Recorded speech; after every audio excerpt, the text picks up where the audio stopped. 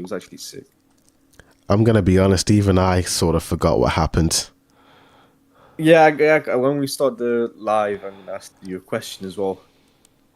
Because this was not what I expected when we came back from that week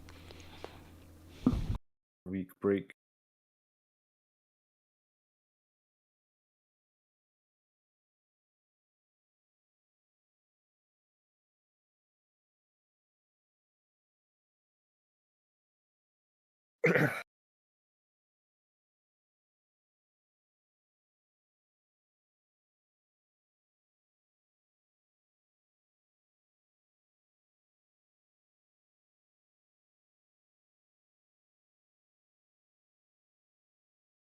Okay, so Jujutsu Kaisen season, what is it? Season 3 um episode 8, that's it. I'm not gonna lie, it's been a while since I last saw it, so I barely remember it, but I'll do my best to try and recap it from what I remember. Okay, let's go for it, man. Let's do it. But before you do recap it, you did hype it up. When we before we had that 1 week break, you did look at the chapters, right? From the volume. Yeah, Was this what you were expecting when you were coming back? no. No. You were expecting something completely different. Yeah, Okay. so this episode only adapted 2.5 chapters, not the usual 3 or 4 chapters. So the way this Interesting. episode ended, it's the chapter is meant to continue basically the Yuji and Higuruma, what happens with them. We were meant to get more, but the episode just stopped. It just sort of cut from there, and it cut to Kenjaku instead. But I expected to see like a lot of fights, but that's going to be next episode. So it looks like Mappa are purposely saving that for the next episode.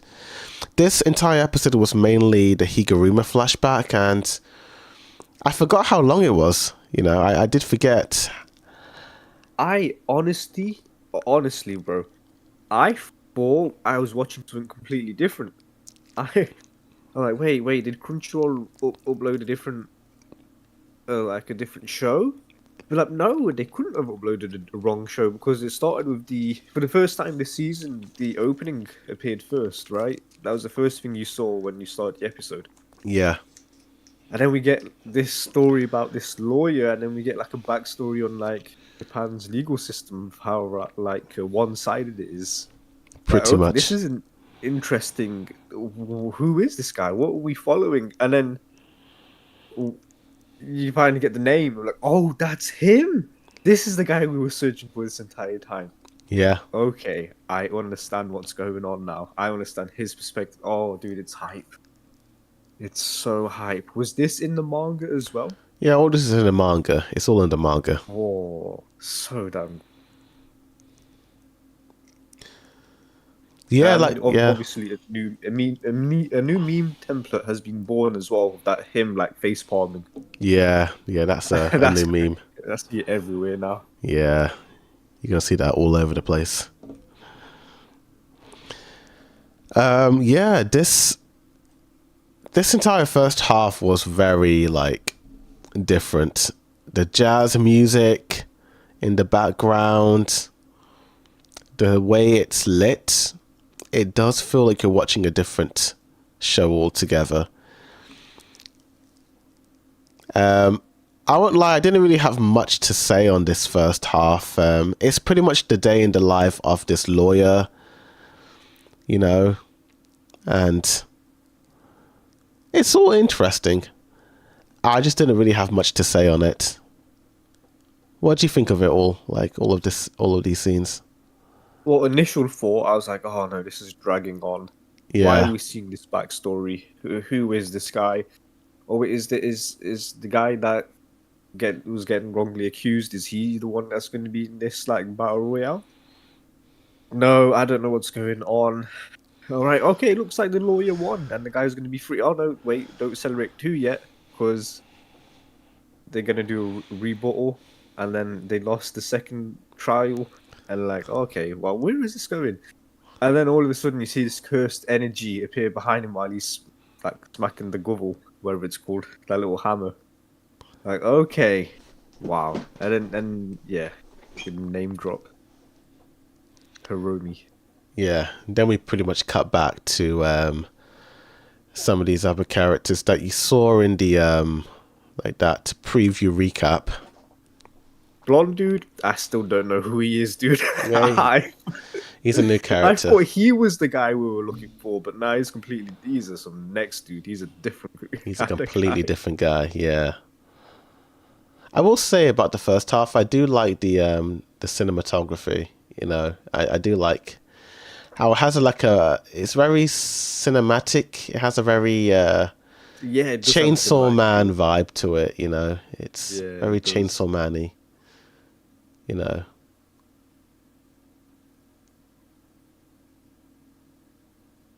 but then once Once like this season finishes, I'm rewatching it all, like binging it from the start, I might because have this to. quality has been completely different from like the previous two. It's so good, Oh yeah, better than the movie, in my opinion, as well. Jujutsu Kaisen Zero. and that film was They've pretty just good. stepped it up. Yeah, they did. And that is good. That movie is very good, like in terms of like its art style and quality. This is just on a whole new level. Yeah,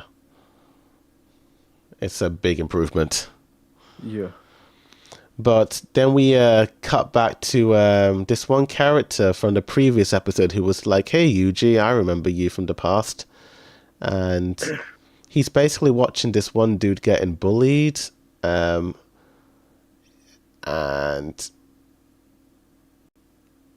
Yuji just comes out of the blue and just starts taking out all the bullies. It honestly, this whole scene reminded me of Bleach. Like, it's very Bleach coded. Interesting. Yeah, it's like Yeah, because it's I like haven't seen Bleach, if you've seen so like the you have to early explain it. episodes. Yeah, it's the early episodes of Bleach. It really reminds me of this. It's like wow, it's like it's not too much of a spoiler because it happens in the early episodes of Bleach, Yeah.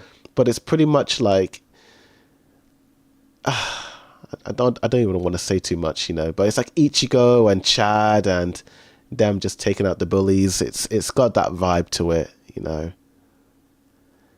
Like even him sort of like just doing all of this, it's very Ichigo coded, you know. Okay. I didn't even feel like I was watching JJK. It felt like I was watching Bleach, you know. It's like And we don't get much of like Yuji pre-eating the finger scenes anyway. yeah. This is like very new for us. Mhm. I wonder if Yuji split that guy up, the blonde-haired dude. I'm not too sure. It doesn't seem that they explain it.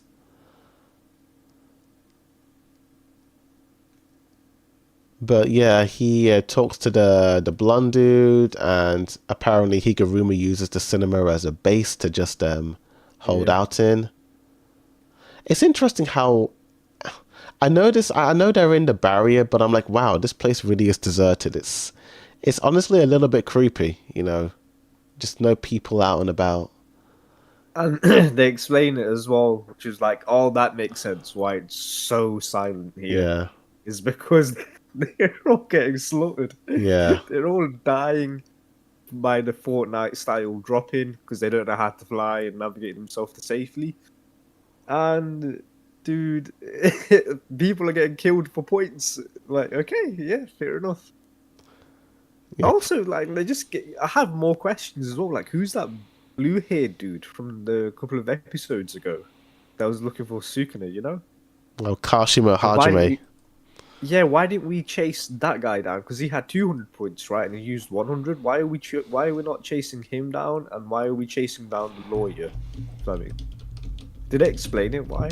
They probably did, but I don't remember. If they explained it, they will probably re-explain it in the future because JJK Okay. tends to do that. I Fair mean, enough. it's Okay. a shonen anime. They tend to re-explain things, I'm gonna but close the chat as well because I think there's spoilers in there. it's there. I didn't even see it.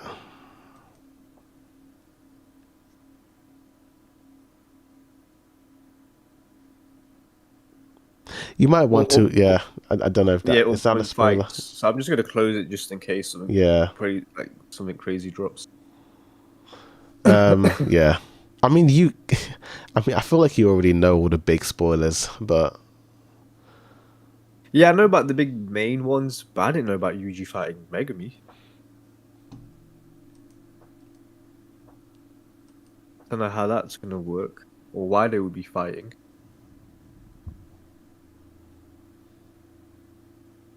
I don't know if that's just a troll. Oh, it is what it is. Anyway, let's keep it all anime only friendly. Let's just stick to this episode. No manga spoilers or any trolley I spoilers. do. I think if he's on about the final arc thing, that I know that he could be referring to that, or he could be I don't know. Yeah, let's just try and keep it anime only friendly, just to avoid any spoilers for anyone else. Because this specific arc, I have no idea what's happening. I'm gonna be No honest.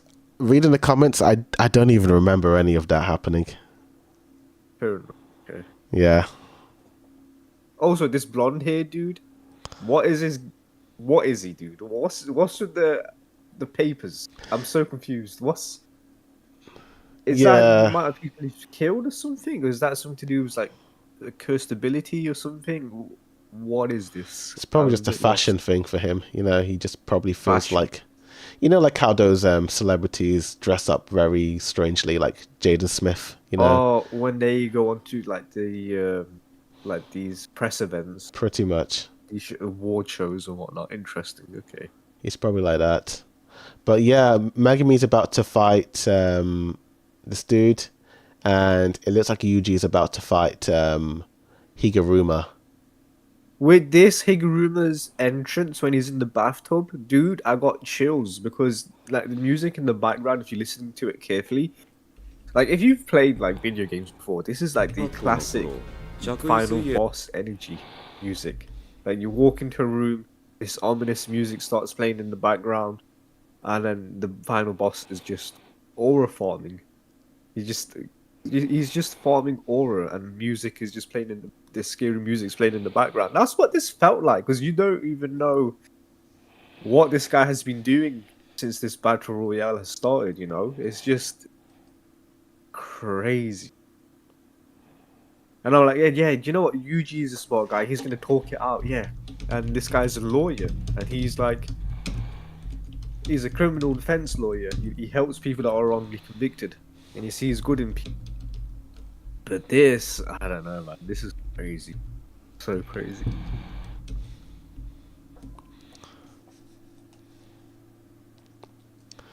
Also, I don't think I can hear you in Discord. Sorry. So after all that scene with Higuruma in the bath, I think it cuts back to Megami and his confrontation with blonde-haired dude. And we kind of get like a slight recap on the Culling Games, saying that it's a ritual thing.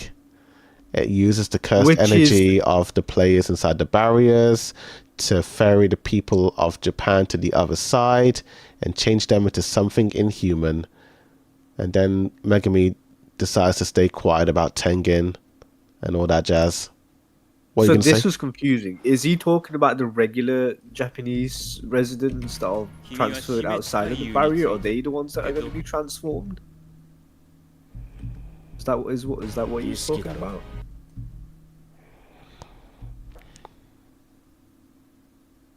I think I've lost you. Yeah, so it's pretty much that. I think pretty much what he says is what's the plan, you know? Okay, interesting. And then while the remaining sorcerers are trapped in this barrier, he's going to nuke them. Okay, didn't see that coming.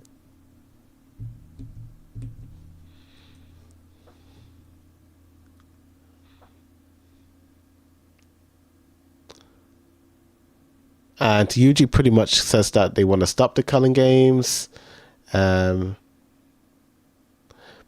allowing Higuruma to give them 100 points to add a rule to end that. So that's pretty much the whole gist of it. Like, all of this is pretty much like a recap on like what the Culling Games is and Yeah. what the gang are trying to do, which honestly I did need, because I was a bit I did forget about all of this, you know. If I'm going to be brutally honest with you, I have a better understanding on the final arc than I do in the Culling Games. I felt like when I was reading the Culling Games, it just sort of went over my head at times. Like, I do understand most of what's going on, but I think the final arc, that's where I'm like, okay. It Does kind the of... final arc tie into the Culling Games? Oh, yeah, it does. Like, the Culling Games okay. leads into the final arc, you know. Okay. But it reminds me of My Hero Academia a little bit, where in My Hero Academia, Season 5 had this whole arc with Redestro. Oh, yeah, read Destro, the stress guy. Yeah. And I remember this whole arc, I was very much... I'll be honest, I was a little bit checked out of it. Like, the Meta Liberation Army, Shigaragi doing his thing. Yes, yeah. It was a bit convoluted, but these events resulted in where the show went in the future seasons, you know. Yeah. That's sort of how I feel about the Culling Games, where it's very important for the whole story, but it's very... I wouldn't say it's confusing, but it gets a bit too heavy on the whole lore and the information and, you know, the rules, you know. I feel like the final arc kind of streamlines it all, and it kind of... I think you have a better time with it. With Reed Destro, I'm going to be honest, that entire arc didn't even need to happen. I Yeah, think we could have just skipped past it and we would have been exactly the fine. dude isn't even mentioned in the final season at all. That's what I'm saying. That's You know, it's literally Shigaraki and All For One and their goals. But That's what I'm saying. this whole arc had to happen for everything to take place, you know, and for it to cause a chain reaction, you know. So, you know, it was also the arc that exposed Shigaraki's backstory. So It gave us like the villain motivation and their goals. But I feel like it was stretched out a bit too long. Yeah. This villain, Redestro. that's how I'm feeling about the Culling Games, where I get that it's important, but it's giving me those same vibes of like, are we getting too heavy on the rules? Are we getting a bit too, you know? I don't know. It might just be a me thing, you know. Is it because the rules are a bit too convoluted? Like, A what little do you bit. mean? Because we don't know what any of these rules actually. Yeah, because when I was reading these chapters, I was sort of just, you know, quickly skimming over and then being like, okay, let's go to the next chapter. Let's read the next chapter. And it wasn't until the final arc where I'm like, oh, okay, I'm now I get what's going on. You know, now it's like the Culling Games is there, and it's like, okay, it's setting us up for stuff to happen, and then the final arc takes place, and that's when I'm fully understanding the series a little bit more, you know. So I think I get you. Yeah. all I'm gonna say is that it gets better from here on out. Well, But to be honest with you, like, even though the rules are a bit confusing, just having these small goals of, okay, we need to find this specific guy Yeah. because he has 100 points. We need to help, like, try and get him to use it to help us shut down the Culling Games or whatnot. That is easy to understand. So I'm glad we're having these, like, yeah, side like objectives. these little scenes of like Yuji reminding us, okay, we need you to give us 100 points, so that we can take Megami's sister out of the game and all that, like stuff like that. It's like, okay, I like that, because Yeah. it's one of the few times when exposition is done well. You know, usually exposition where they keep repeating the plot gets a bit annoying, but in JJK, the Culling Games case, it's actually necessary for them to keep But repeating. This type of exposition is fine because he is conveying it to a completely different character, his motivations, you know? Yeah. Like, hey, we need you 100 points. So that, this is fine. Yeah, I don't mind that. Yes. And I think the anime is doing a much better job than the manga at sort of reminding people of what's going Dude, on. I could imagine the wall of text you had to read Yeah, each it page. was I could literally, imagine. good lord, it was like text upon text upon text. It was brutal at times, but it does get better. Like, it does get better, you know. All right. And I think the anime is doing a much better job, you know, like little things like this, you know, like showcasing the different barriers. Like, it was a bit confusing reading in the manga, but now I'm like, oh, so they're showing barriers on the planet. Okay, I get it. I get it, you know. It's little things like that that really help me enjoy the arc a bit more.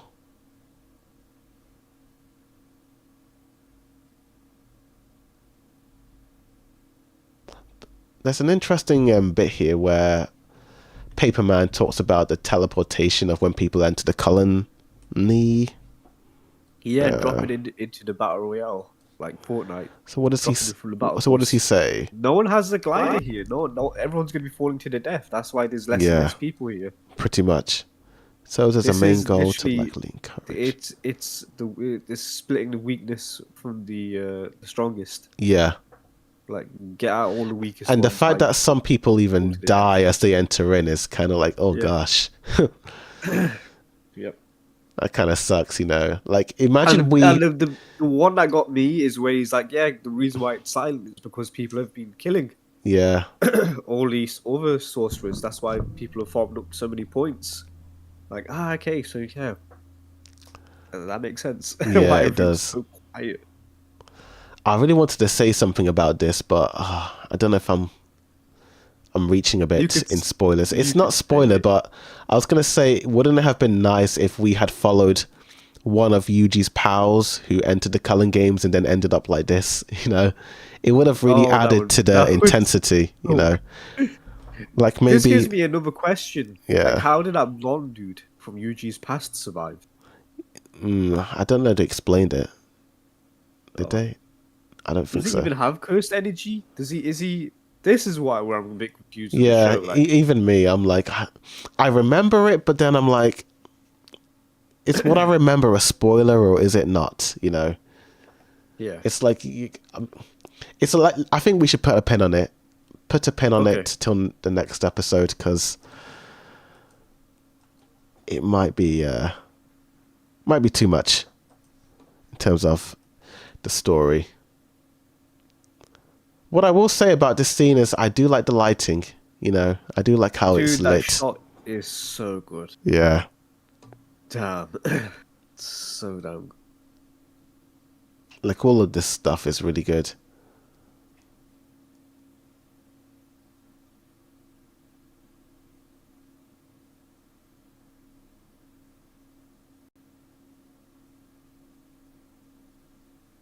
So what does that mean? The Culling game insists on its own. I feel like Yuji is me in this Permanent? moment where he's like, I don't really What does get that even part mean? either. What does the word permanence even mean? What? Is The this Cullen like- game insists on its own permanence. Let's look up the definition of permanence. I feel like I'm in English class when it comes to JJK. Permanence is the quality of lasting The permanence is the quality of lasting indefinitely, representing stability, durability, and a continuous existence over time. It is used in context such as child welfare, secure, nurturing home, psychologically, object permanence. I see. It's because if everyone dies, then there is no Culling games. Pretty much. So that okay, the Culling game. So when Yuji says, "Well, everyone will die if we don't shut it down," no, that's a lie. Okay, I get it.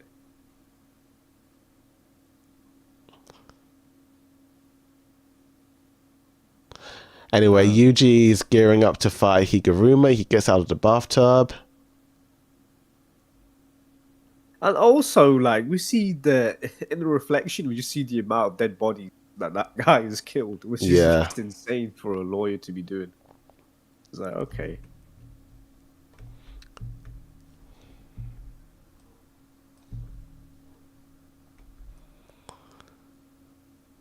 This whole scene's so well Also, animated. I didn't realize this, but I do like when season 2 was airing, right? There Yeah. was a one character that kept getting spoiled in the Culling Game arc. Oh I yeah. keep seeing his picture, but I completely forgot it by the time season 3 started airing because there was that gap. But the image I saw was a guy with a like a gavel in his hand, and he's pointing Yeah. at Yuji. It's like a cover art from the volumes. And, like, people are hyped up to see this character. And when he did that pose, it came back to me. This is the guy that I saw Oh yeah. those years ago. Yo, this is gonna be hype. And then he says domain expansion. I don't understand how he knows how to use domain expansion. I don't get that. It's Yeah. called Like, deadly sentence. is he like? Deadly I don't know. We're gonna have to wait to get more of his backstory to understand, what's Yeah, going on it with must have him. been like a huge time gap when he got his cursed end. What I'm assuming, and then he learned how to use the domain expansion. Can every one use a domain expansion? Who? Sorry. Can everyone use a domain expansion to have cursed energy? I think that's another pin. I think. God dang it! Has Yuji even used the domain expansion? I don't even know anymore. Bro. That's a good question, actually. I don't. Who knows? Who knows? Who knows? Who knows? And this part was sick, bro. Kenjaku. Kenjaku's Just gonna drop a bomb on the game, and the Cullen game will Frick. fulfill its purpose. So basically, he goes to this meeting with. Is it like it's like a UN meeting or something like It that? does look like a UN. Yeah. Bunch But of old I dudes. remember this. Like, I remember the manga readers were really invested in this entire arc with Kenjaku. Like, you what know. the hell is he planning? Like, what? I Is mean, his true he goal? kind of even says it here. I don't know who says it. No, but what does he get out of doing it? That's what Kenjaku's I'm gonna asking. drop a bomb on the game, and the Cullen game will fulfill its purpose. Which doesn't make any sense because now the lawyer is wrong because the guy is going to be killing everyone by dropping the bomb on it. I don't So think what the do you lawyer mean? knows that. Maybe it's. Yeah, true. And now that's another question. How did that blonde guy know behind Kenjaku's plan? Yeah. A lot of questions. Lots No of questions. Got to keep it all anime only friendly. Yeah. But this episode really, to me, was a setup episode. It just feels like it's like you're just setting up the pieces on the chessboard and you were getting ready to play the game. That's how Yeah. it feels like. Nothing really was explained. It was a lot of vague conversations. It felt more like a recap of like, hey, this is what the Cullen games are. This is what we're going to be doing and all that. Yeah. That's how Yeah, it it's felt like. recapping but also advancing the story as well Yeah. because we meet these new characters. Yeah. I think that's why this episode didn't really give me what I was expecting. I think they needed to do this for the fans, so that fans can be like, okay, You know what would now be I get funny? it. This would have helped during the recap episode. Yeah. If we saw this It's like instead of the recap this is episode. like a recap part 2, essentially. It's small recap. But yeah, it was a decent episode. It was not my favorite, I love this. I'm going to be honest with you. I love this episode. I 'Cause think I have bec- no idea what's I think because I know happening. too much of the story, it's like, all this stuff is old news to me. This is It's like, because you were like, expecting Yeah. something completely different, right? yeah, I was expecting more That of the 1 story. week, that 1 Yeah, week break. Yeah, so But, that makes sense. like all of these scenes, this is just this old stuff to me. It's like, oh, this is old news. Like the Yeah. way I view this is the way I view like Water 7. It's like we are still we're so far back. We're so far back in the story. Like the big stuff haven't even happened yet. So I think that's why I'm a little bit more like indifferent to the episode.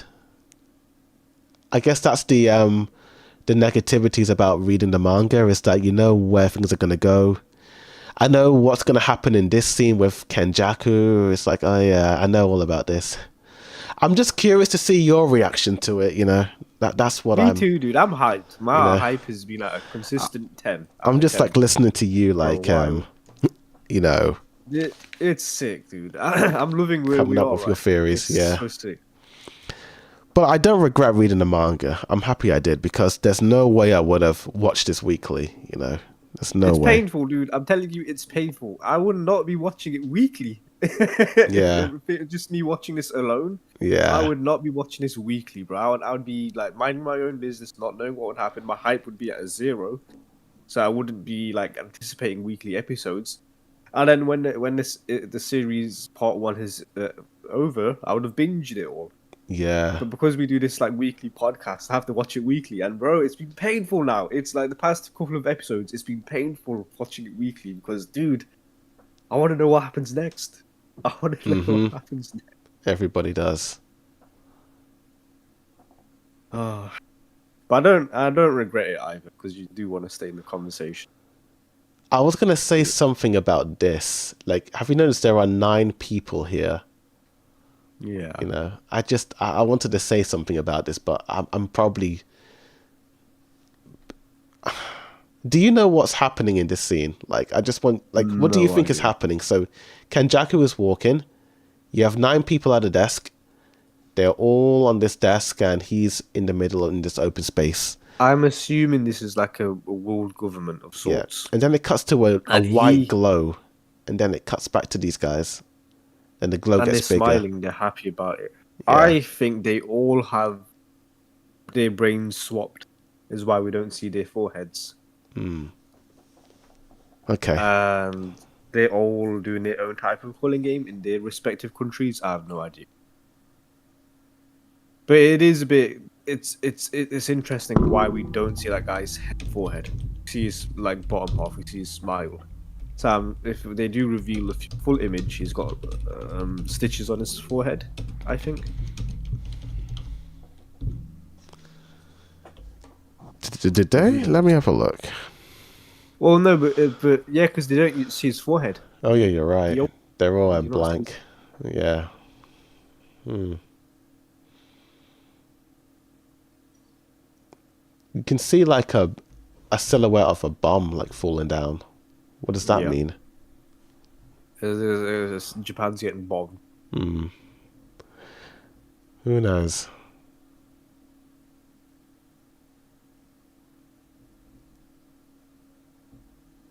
But yeah, that's the episode. Overall, it was a pretty good episode. I still think my favorite episode was the Maki episode, when she's annihilating the clan. Like, I like the way it was written, you know. I'm indifferent to it. I don't, because you don't really know much about the Zen clan, and you're just murdering all these people that you have no attachment to. That's I true. mean, That's true. animation was good, and the animation was good, but yeah, I didn't really care for Maki at all, to be honest with you.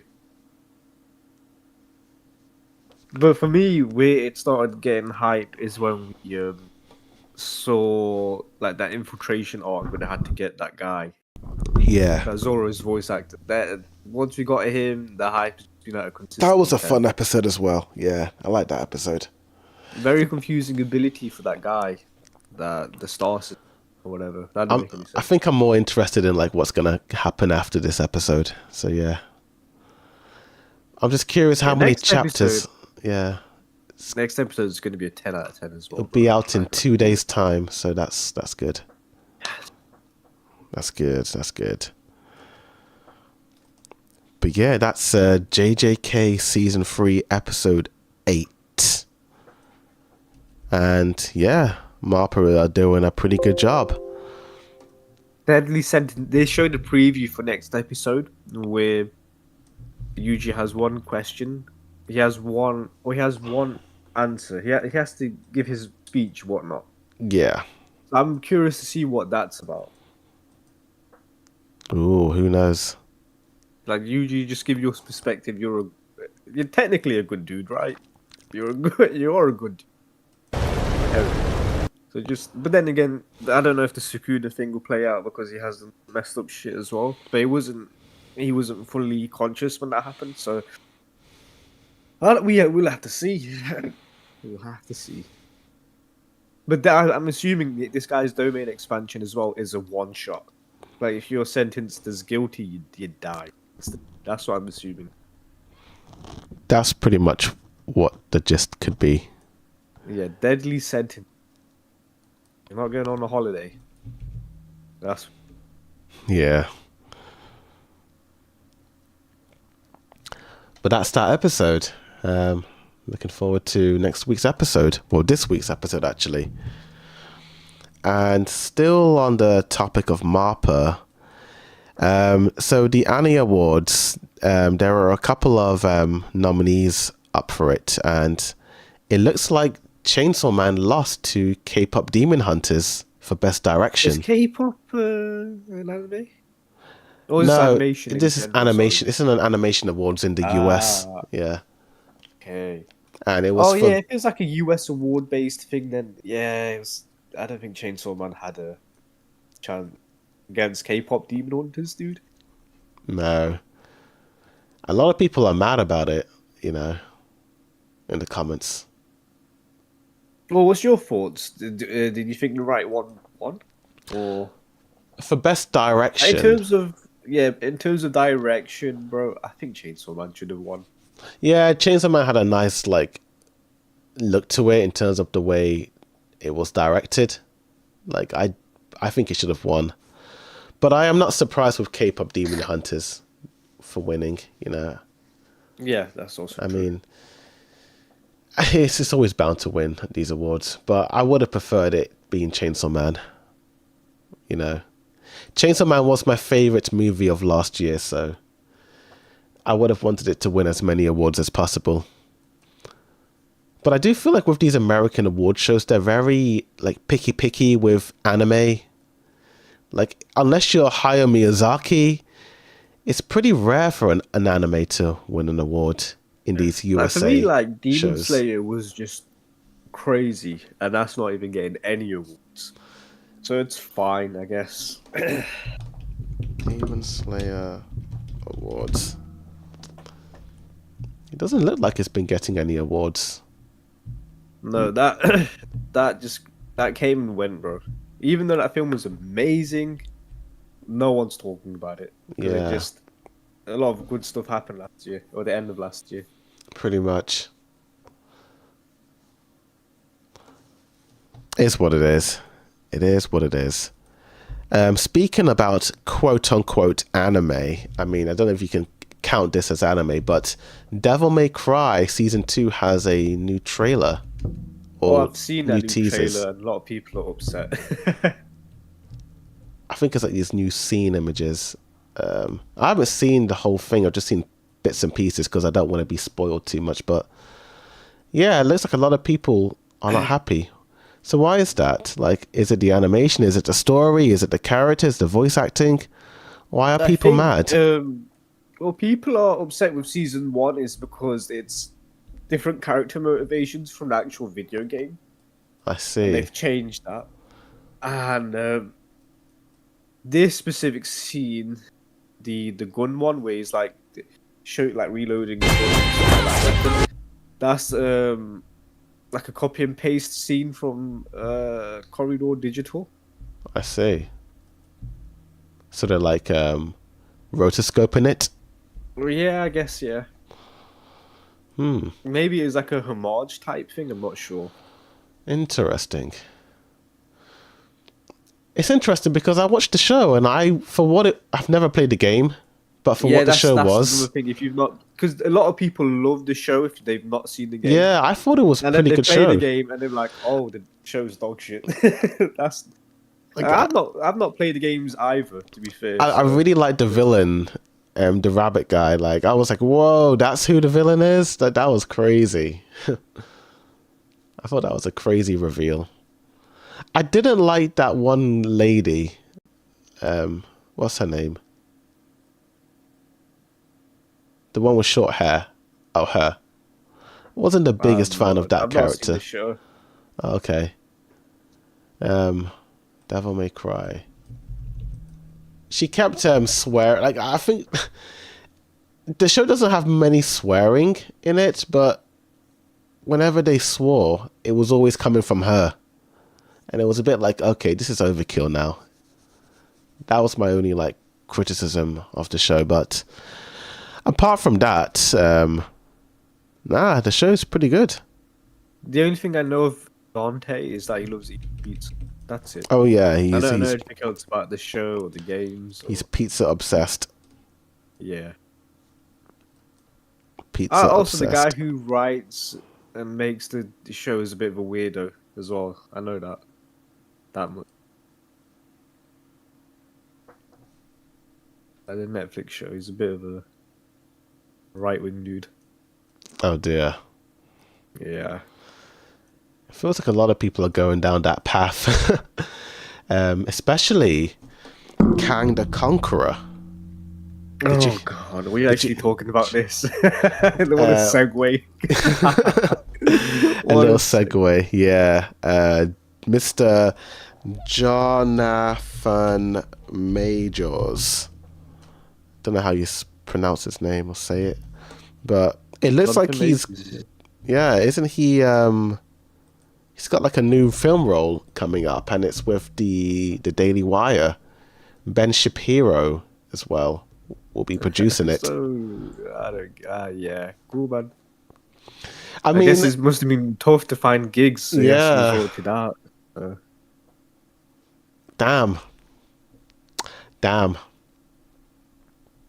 It is what it is. It is what it is. I'm gonna be honest. I've never seen any Jonathan Majors movies apart from Ant-Man Quantumania, so I'm not too sure what he's like. I've but, still not seen Ant-Man Quantum. oh man, But I'm he's gonna. in that boxing film with Oh, Michael B. Creed. Jordan. I've never seen those Yeah. movies. I saw the first Rocky when I was like a teenager, but I thought it was old and a bit boring when I was like 16 watching yeah, it. Yeah. But no, I haven't seen anything else with him in. Yeah, it is what it is. It is what it is.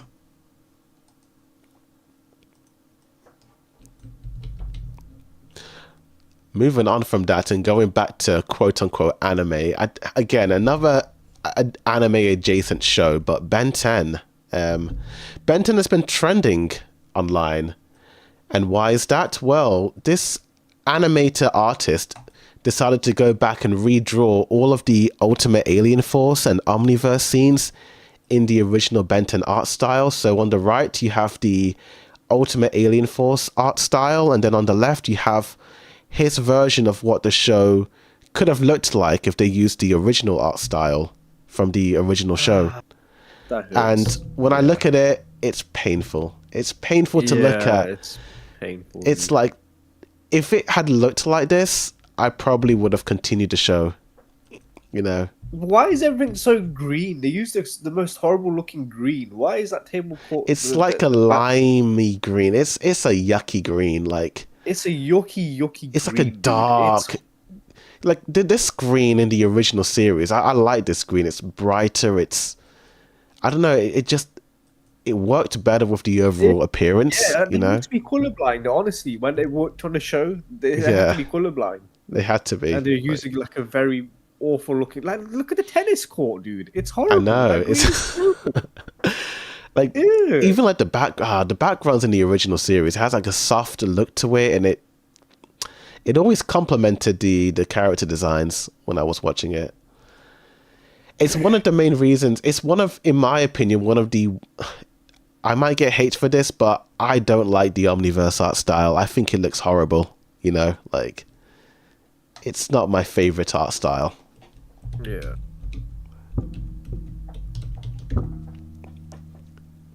I just think it's also the pupils. You know, like, if they had just kept the pupils, maybe it would have looked a bit better. But It's way too cartoony. Yeah. It's not good. some people say that they wanted to pay homage to Teen Titans with this style, I don't know what they're talking about. but I still think Teen Titans looks better than that. You know. It doesn't look anything like that. That's just a stretch. Oh gosh. But But yeah, this dude's been doing a lot of these fan like illustrations of Ben 10 in the original art style, and I'm like, oh please, can someone like go back and animate the whole show with this style? Even like Gwen's hair, it's I will say, you know, to be honest with you, I don't like her ginger hair. I wasn't a fan I'm of it. really not a fan of it. Yeah, The it's light too orangey. It's too orange. I liked it. It fit her style. Because that's what she looked like in the original one. But Yeah, she did. I suppose you can make the argument she dyed it. When Yeah. she got older.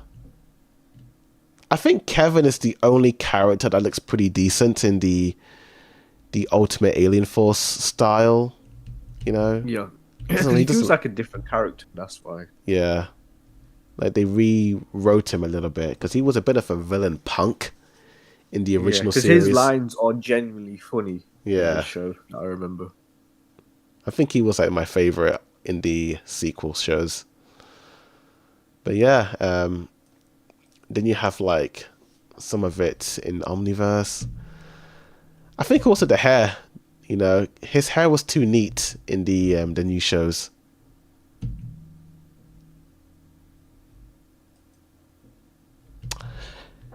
But yeah, it is what it is. The eyes are so horrible to look at. Oh my! What do you mean? It's just a green dot? It's horrible, dude. What are they thinking? They're so lazy. Gosh, I think they wanted to save time.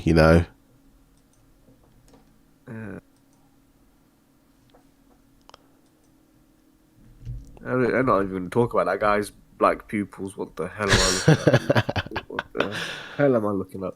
Gosh.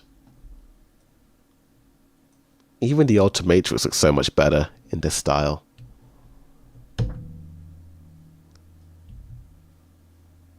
Oh well, it is what it is. Yeah. I did hear that they were trying to bring back Ben 10. Let me have a look. Ben 10. Just let Ben rest. Yeah, an animated reboot movie is reportedly in the works. And one of the series' co-creator is involved in it. So that's interesting. Okay. I don't know. I just think they should just let it die. Let it end. We've had get enough. The pillow, cover his face. Yeah. Slip it in the night. I think we've had enough Ben 10 for to last us a lifetime, But yeah, that's that. I suppose on the topic of art styles, there was a tweet that went pretty viral, and let me find it. So Wit Studio were promoting like some Attack on Titan like merchandise, and they had like this sort of collab line saying coming soon, and I think it's meant for like merch, key rings and all that. How did you can't be marketing this stuff, man. You dropped the show. The comment sections is just filled with people being like, "Give us a remake of season 4 in Wit Studio art style. We want Wit Studio back." And I sort of forgot how a lot of people liked the Wit Studio art style. It's been a while since I liked. Dude, I love the Wit Studio art style. But why are they doing this marketing, man? You left the show. Yeah. Gave to another studio. You don't sell stuff. Mm-hmm. I hadn't seen Attack on Titan in quite a long time, and looking at some of the Titan's Wit Studio designers, this is. It's weird. very it's a very stylish art style for an anime, and I think that's what made people like it. We've not seen like a post-time skip Wit Studio design at all. This is crazy, dude. I can't lie. I think we have in the past. We have? Let me type in. I remember this was way back in the day, like during when season 4 was airing, but I do remember seeing like Wit Studio. I don't know if it was a fan art or a fan animation of season 4. If it's a fan animation, then I don't care. Yeah, or if it was an official one, I'm not too sure. It's official. That's interesting. It was like from like a collage book that they made.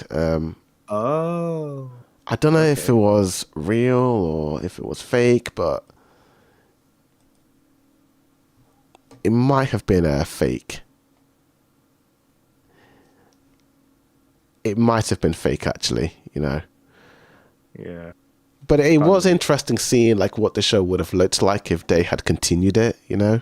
Oh, easily, yeah. But yeah, what are they selling? Do you know what they're marketing? I feel this is a bit gross. If anyone has the right to like market stuff with Attack on Titan related things, it's definitely Mop.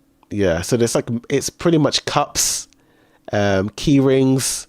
Like just go on their websites. It's like a pop-up store where they're promoting Are they bits allowed to and do bobs. this? Yeah, they still have like some rights to it because you got to remember, dude. Attack on Titan is part of a production committee.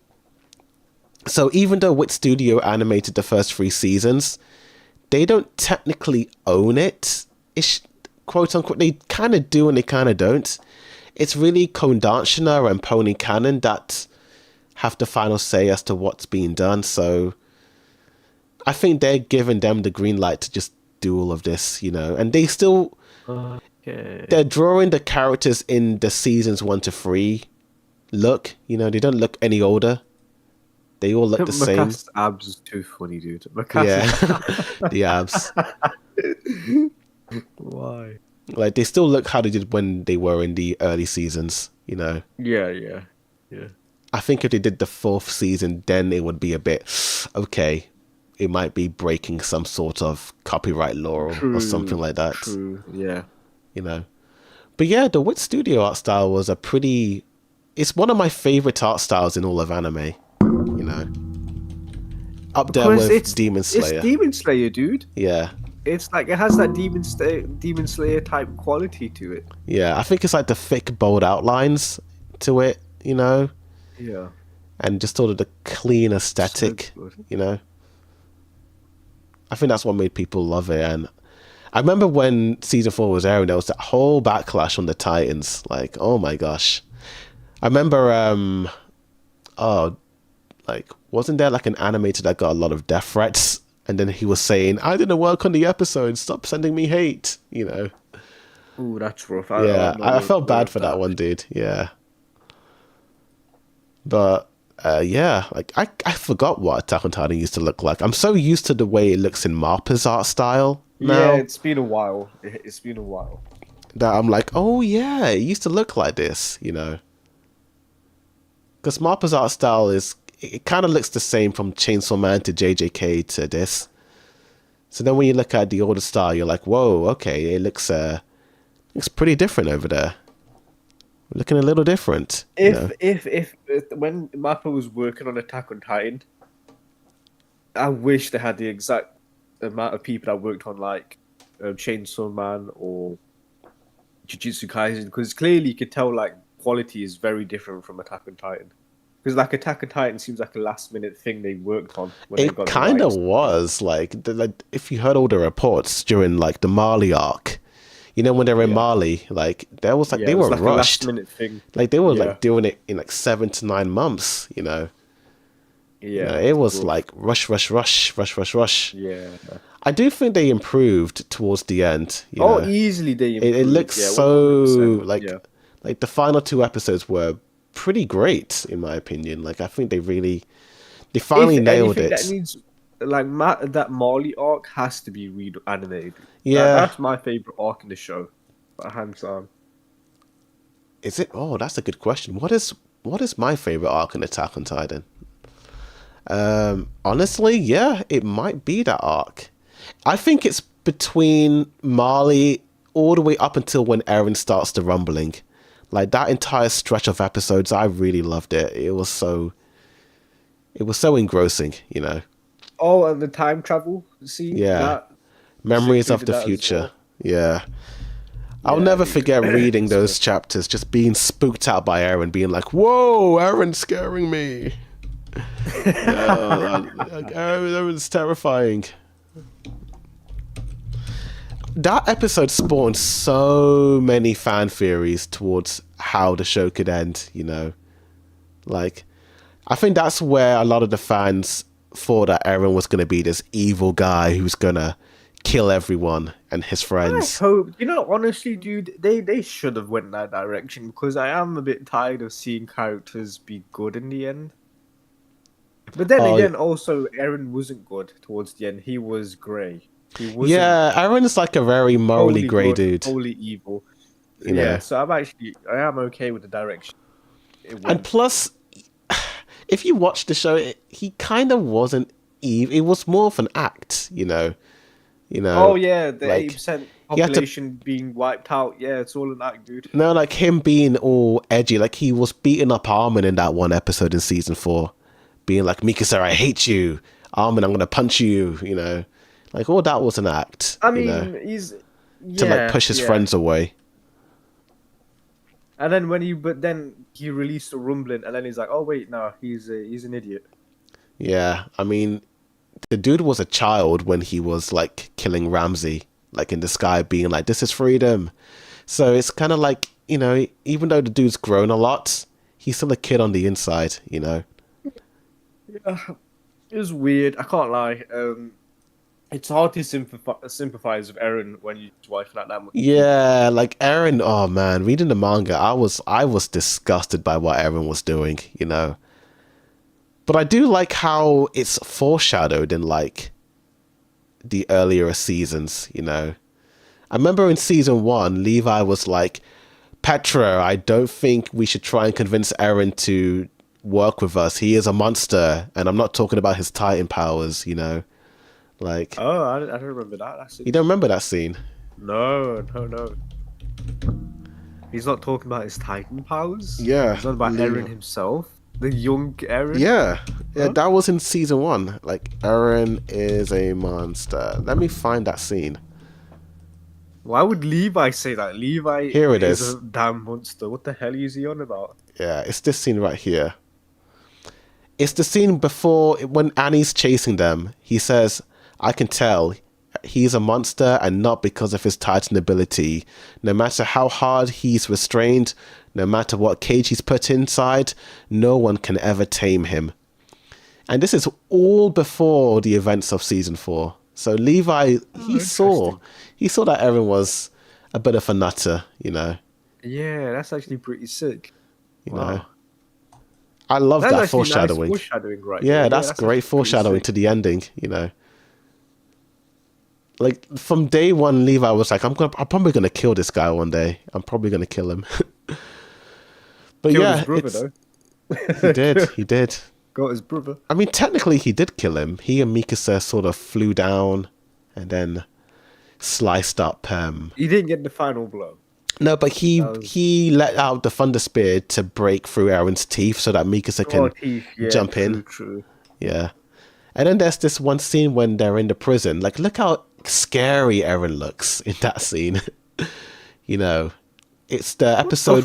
That's definitely not in the anime. That is in the anime. Don't you remember? I don't remember him looking like that in the anime. Oh, it's the scene when he's like, Levi, I'll kill all the Titans. And he's all like edgy. It's episode But episode this 12. is way creepier.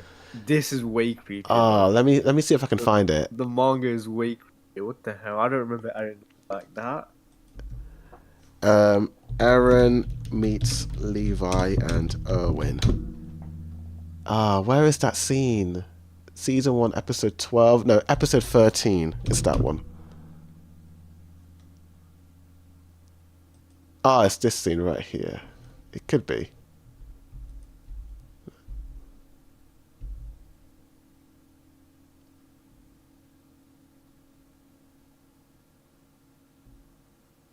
Yeah, here it is. It's this panel. Nah, the manga's way. Yeah, the manga did look pretty spooky, didn't it? Yeah, this guy, he looks sad here. But yeah, the manga, he looks terrifying. Yeah. I mean, even back then, I was like, this He looks dude is possessed. unhinged. he looks. Eren looks possessed in that manga panel.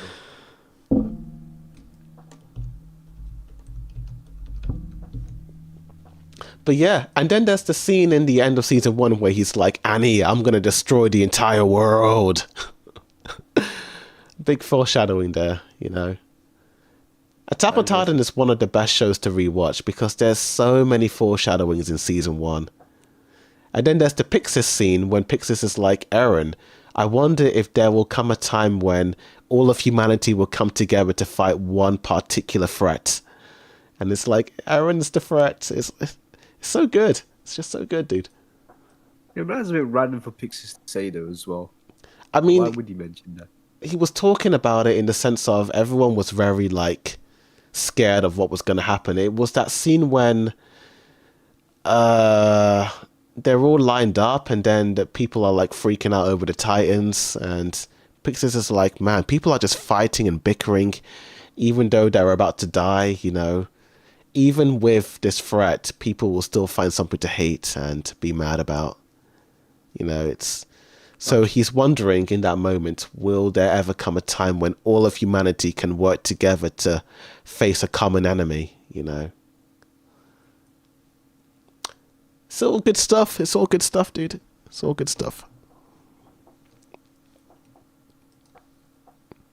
But yeah, moving on from all that, I suppose we can start moving on to not live action, but like CGI stuff. Still in the realm of anime, still in the anime realm. But for any of you Astro Boy fans, we are going to be getting a brand new movie. Another one? Yeah. So if you're a big fan of it, a new movie. Nah. I thought this 2009 film was already great. Like, they don't need to make another one, you know. What is the deal with Astro Boy anyway? Was it because like it was like one of the very first like superhero mangas? It was like one of the first popular mangas, I think. It came out in the 60s, so you know, I think people are trying to hold on to this IP, you know.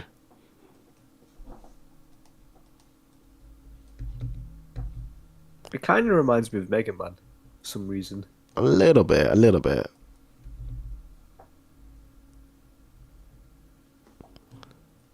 And in other news, Sadie Sink is gonna be playing Jean Grey, according to rumors. People thought she was gonna play MJ or Gwen Stacy, but it appears she might be making an appearance as Green Jay. Yeah, I never thought she'd be playing Mary Jane because it doesn't make any sense because they've already have one Yeah. in Zendaya. But this also doesn't make any sense. Jean Grey in a Spider-Man film, Yeah. hanging around with the Punisher. Hey? Yeah, it's kind of interesting, but it would be a great way to introduce the X-Men, you know, because they're coming into Doomsday, so this movie comes out before Doomsday, so... No, but is this a good way to introduce it in the... That Spider-Man film already feels like overloaded with a lot of stuff, you know? You got the Punisher, potentially the Devil stuff, potentially tying in with the Born Again stuff, and then you got the Punisher, the Hulk. It's gonna be in this damn film. It's gonna be a heavy The movie. street level film. I know. It started off as a street level movie, and then they're like, "Oh, let's bring the Hulk. Oh, let's bring the Punisher. Oh, let's bring in Jean Grey." The Jean Grey fit. I don't know. This one's stupid. I don't think she's playing Grey. Yeah, I think it's gonna be Gwen Stacy, you know, or the other lady, the cat lady person. But she's wearing military gear. If you've seen the images, so I haven't seen any of that. Oh, I okay. thought that was all AI. Gear, when I say military gear, I mean like boots, combat boots. Oh, I see. Because you can't see her outfit, but you can see what boots she was wearing. Like she was wearing a big coat to cover herself, but her boots are like clearly like the same as what Punisher wears. I think it could be a cool movie. A lot of people seem hyped about We it. don't even have a trailer for it. I know, that's crazy. That is crazy. But I mean, when you see Jean Grey here, it makes you wonder, what about Wolverine, you know? Like, could he make an appearance? And Oh god, I hope not. I don't know what this film has been turned into. we've got an update from Daniel Radcliffe saying that he isn't interested in playing Wolverine despite fans wanting him to play him. I don't know why people want him to play Wolverine. He's not. I don't get. I think because he grew a beard, people are like, "Oh, he's very shaggy now. Let's make him as Wolverine." You know. No, that's just he wouldn't. It would never work out, dude. I'm just gonna be seeing Harry Potter if he does that. It's gonna be Harry Potter with claws. But he's a good actor, you know. He's done very interesting roles, you know. Yeah, but not Wolverine. Wolverine, you know. I don't know, like,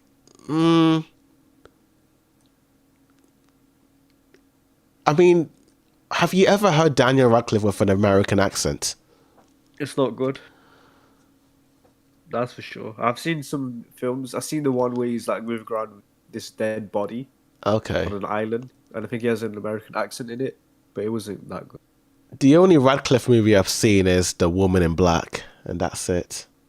Oh, that horror film, yeah. Yeah, that was years ago. But that's it. Don't get me wrong, he's an amazing actor, but just Wolverine is so different, dude. Yeah. There's a different intensity to it. Daniel Radcliffe's too kind to be playing that type of role. Yeah. He's way too kind. But I mean, he's played other very intense characters, so, you know, who knows? I need to see some other intense characters that he's played. Yeah. Speaking about intense, the whole BAFTAs that happened last week or 2 weeks ago, that was insane. This actually pissed me off. The BAFTA stuff. And listen. Okay. Cool. Are you talking about the Tick guy? Yeah. Okay, this is my take. And I've not seen the BAFTAs, okay, so I don't know what other outlandish takes the guy has said, right? But I just find it so ironic that the moment you see two black guys, that's when you shout out the N-word. I don't get it, dude. Yeah, I was very side-eye when this whole situation happened. I'm like, yeah.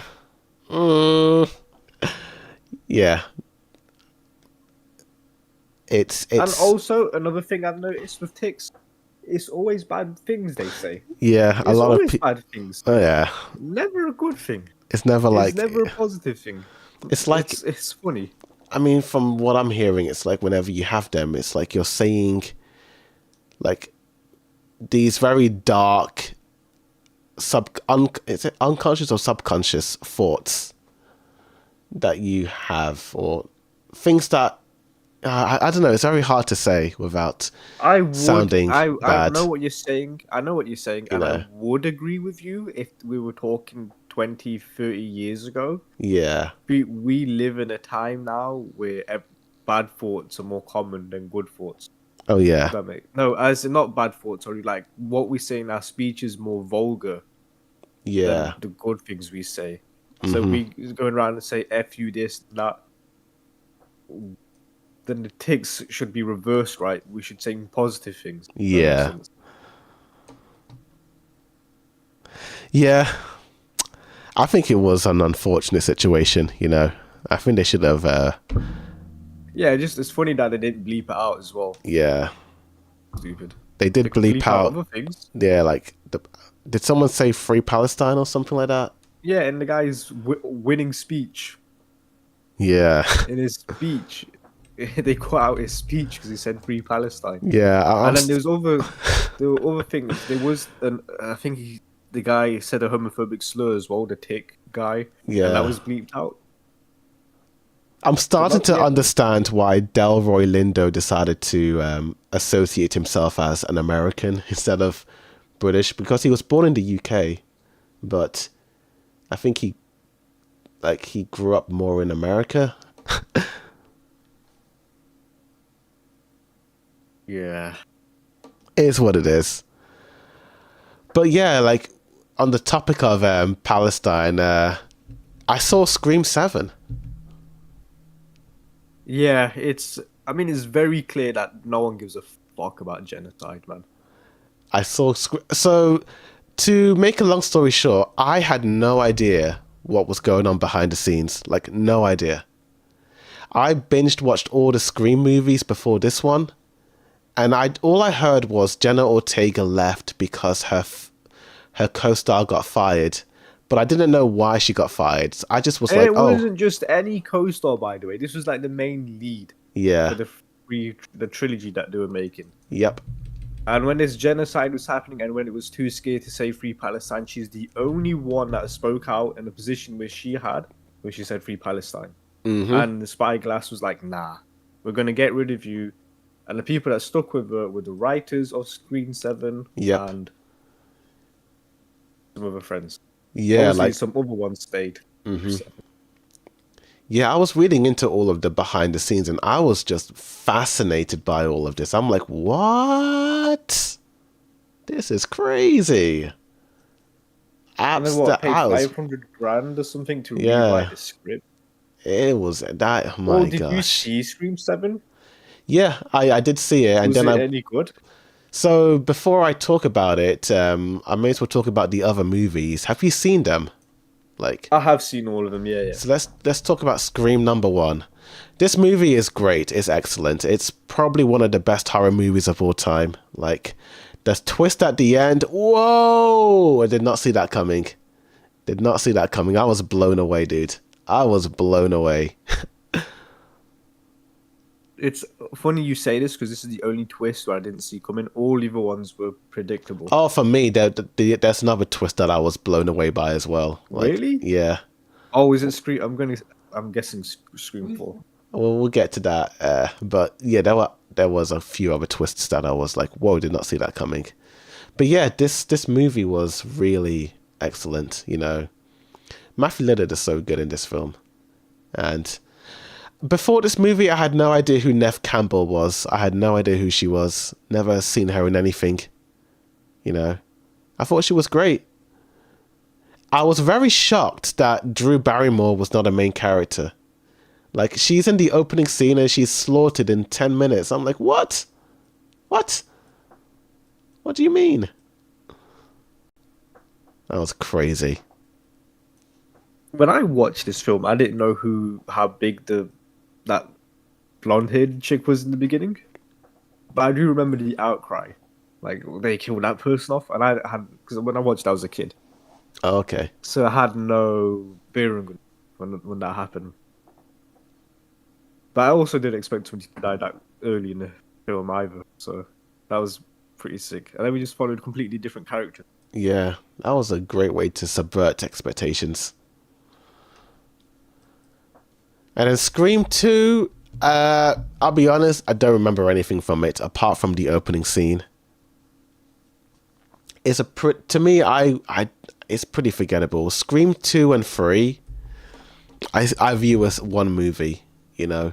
Yeah, it's I don't remember it. I don't remember anything from it. All I And remember, you watched it recently. yeah, they're the only ones where I'm like, I don't remember anything from these two movies. I remember Jada Pinkett Smith in the beginning, and she's in the cinema, and then she gets slaughtered, and I'm like, oh my gosh, that was crazy. That was the opening scene? Yeah, she was like the girl who got killed in the first beginning part of the movie. In a Spoiler cinema, alert. that's actually pretty creative. Yeah, I did like that scene.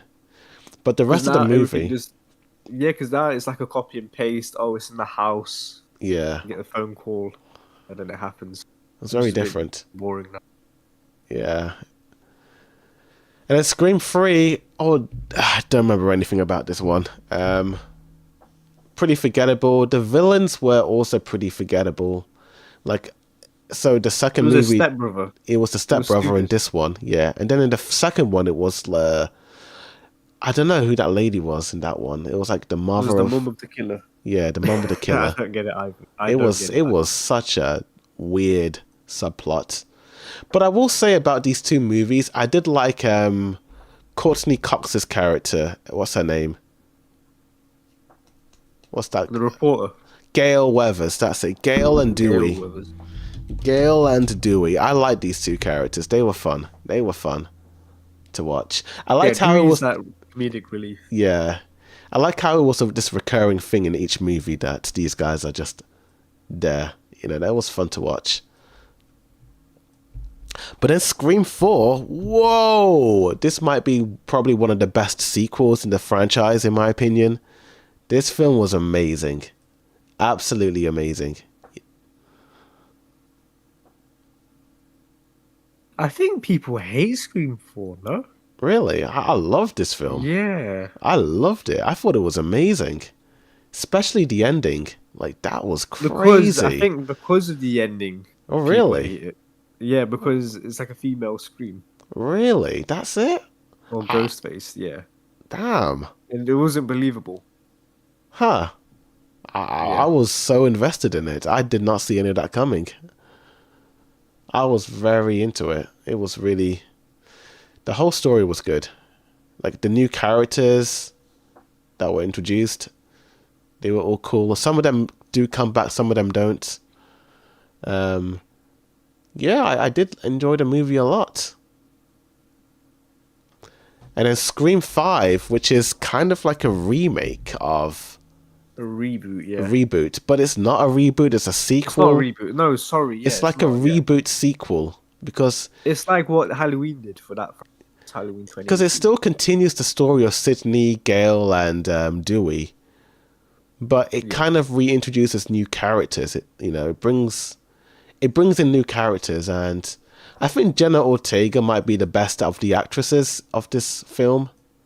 You know, that's why I was quite sad that she left for the Scream 7 because I thought she was one of the better actresses. And the Melissa character as well was also pretty good.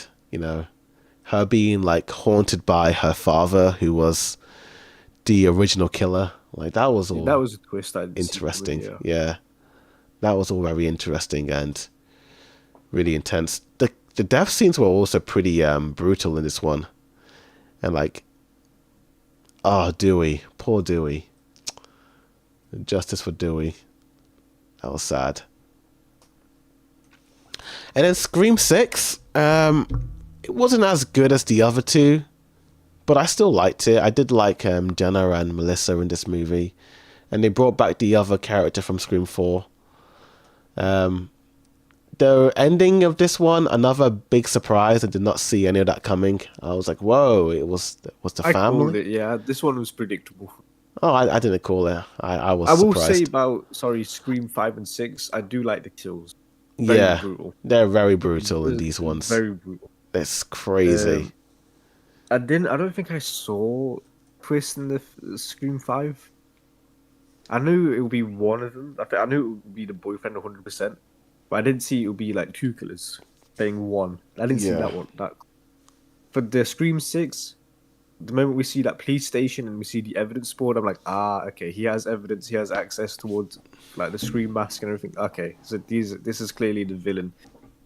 And then turned out to be his whole family, which is a bit stupid. I was thinking it It's- was the blonde lady for the whole film. I'm thinking, oh, she's throwing everyone off. I kept thinking it was her.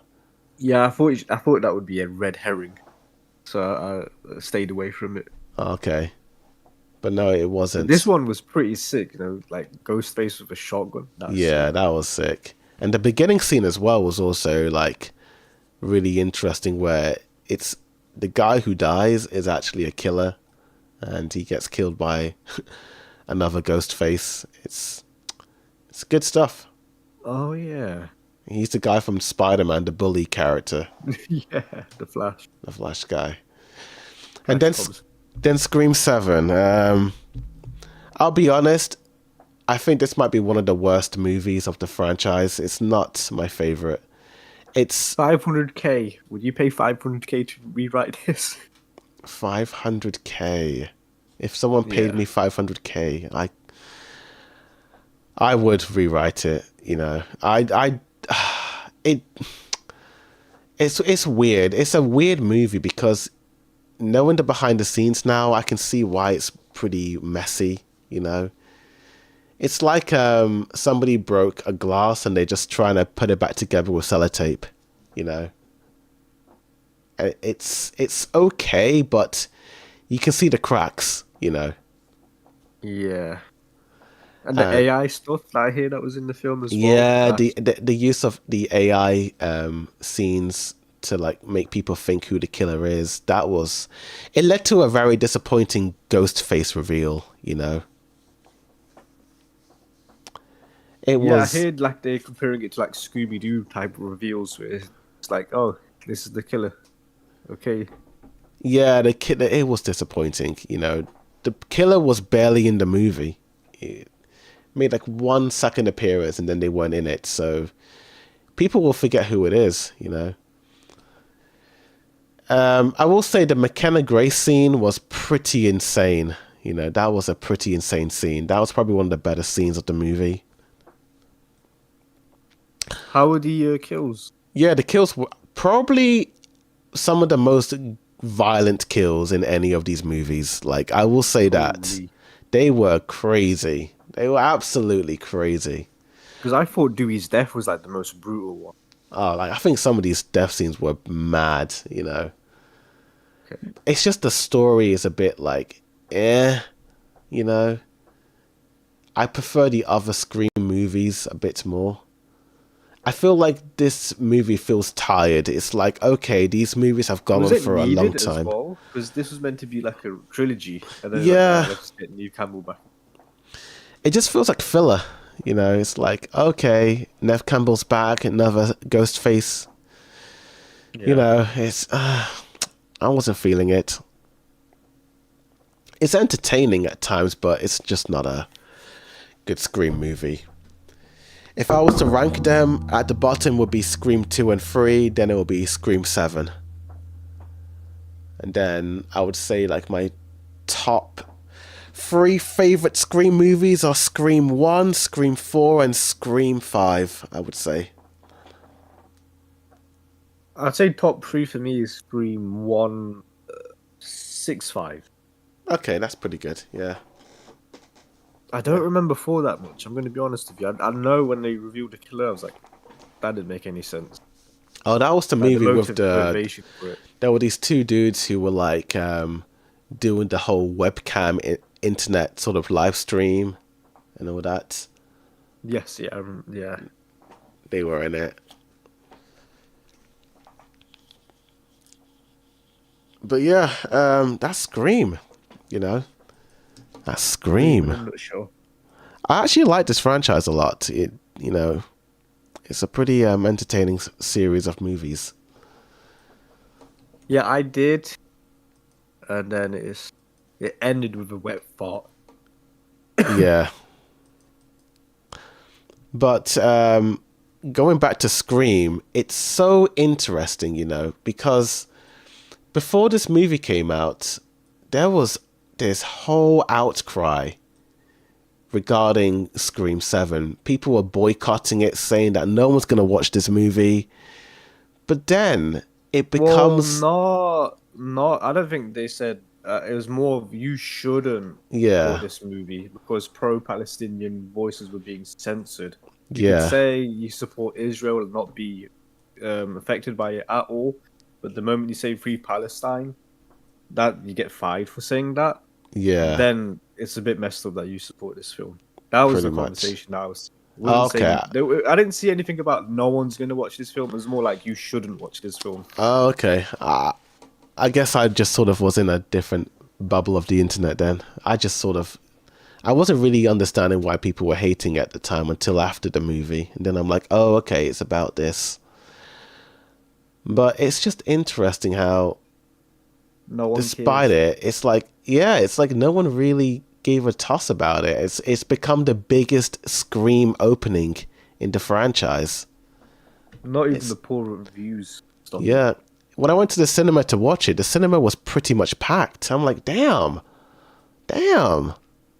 You know, despite the poor reviews, despite all the controversy, people still went ahead and watched it. It just shows us that Scream is a big franchise. Yeah, it is. But that social media is just a bubble, you know. You know, it does not reflect the real world, you know. It's honestly the same which is shockingly true. Yeah. By the way. It's really like, wow, you know. Like what people say on the internet doesn't really reflect reality. It's like I saw a TikTok on someone complaining about the cost of living and how no one's going to go to the shops and buy expensive food. But then, whenever I go to town on a Saturday, people have bags and bags of shopping. They're going to Marks and Spencer's buying expensive stuff. They're going to, Top Shop. And I'm watching these people and I'm like, where's the cost of living? Like, what's going on? Like, I thought you guys were not buying stuff anymore. It's just ironic. Yeah, man. Totally. It's just ironic. But yeah, it's that's that. Scream wasn't the only movie that I watched in the cinemas this week. I also watched the controversial Wuthering Heights movie. Oh no. Yeah, I did. No. Everyone kept talking about it. I'd rather you watch Scream 7 again. Yeah, like everyone kept talking about it, and I'm like, what? What is this movie? I need to see it. I need to see it. Everyone keeps talking about it, and I watched it. Dude, I don't think I've ever felt what's the word? I've never felt so out of place in a cinema room than this one. Like, I would say 99% of, maybe 98% of the audiences were just women. It was all women, and I was the only like dude there. I think there was a girl with her boyfriend, but it was like, okay, this is I'm probably the wrong demographic for this movie, but people kept talking about it, so I watched it. And it's it's just a bit underwhelming. It's a very underwhelming movie. I feel like the cinematography is fine. If you're into movies with pretty visuals, then go ahead and watch it, but this movie is a drag. It was so boring at times. I think the problem with the movie is that the movie is trying to make us believe that it's this coming of age tale where two people fall in love, but the two people falling in love are in their mid-30s, and I'm like, you're not really selling it. You're not really selling it. So yeah, it is what it is. Yeah. Also, the whole controversy around this dude who's playing a character who's meant to be a person of color, but he isn't described. It's like the way he's written in the books is he's meant to be this person from a foreign country and he has dark skin, but the director apparently was like, when I read the book, I imagined the movie to look a certain way in my head, and yeah. It just went a completely different direction. Yeah, Right. like that's why it has these quotations in the title, because it's not really like an adaptation. It's more of a fan fiction of the books. According to the fans, the books is really dark and it's really like brooding compared to what the It movie comes is. off as very erotic. Is Yeah, it in any it way? is and it isn't. It's not really that. It's just Because I was getting 50 Shades of Grey vibes from the trailer.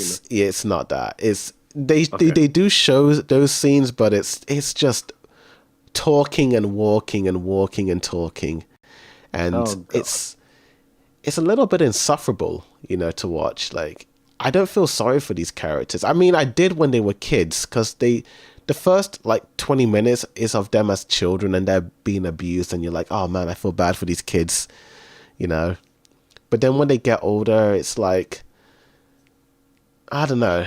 Maybe I'm just not into romantic movies because I never really understand like the ins and outs of it. It's like,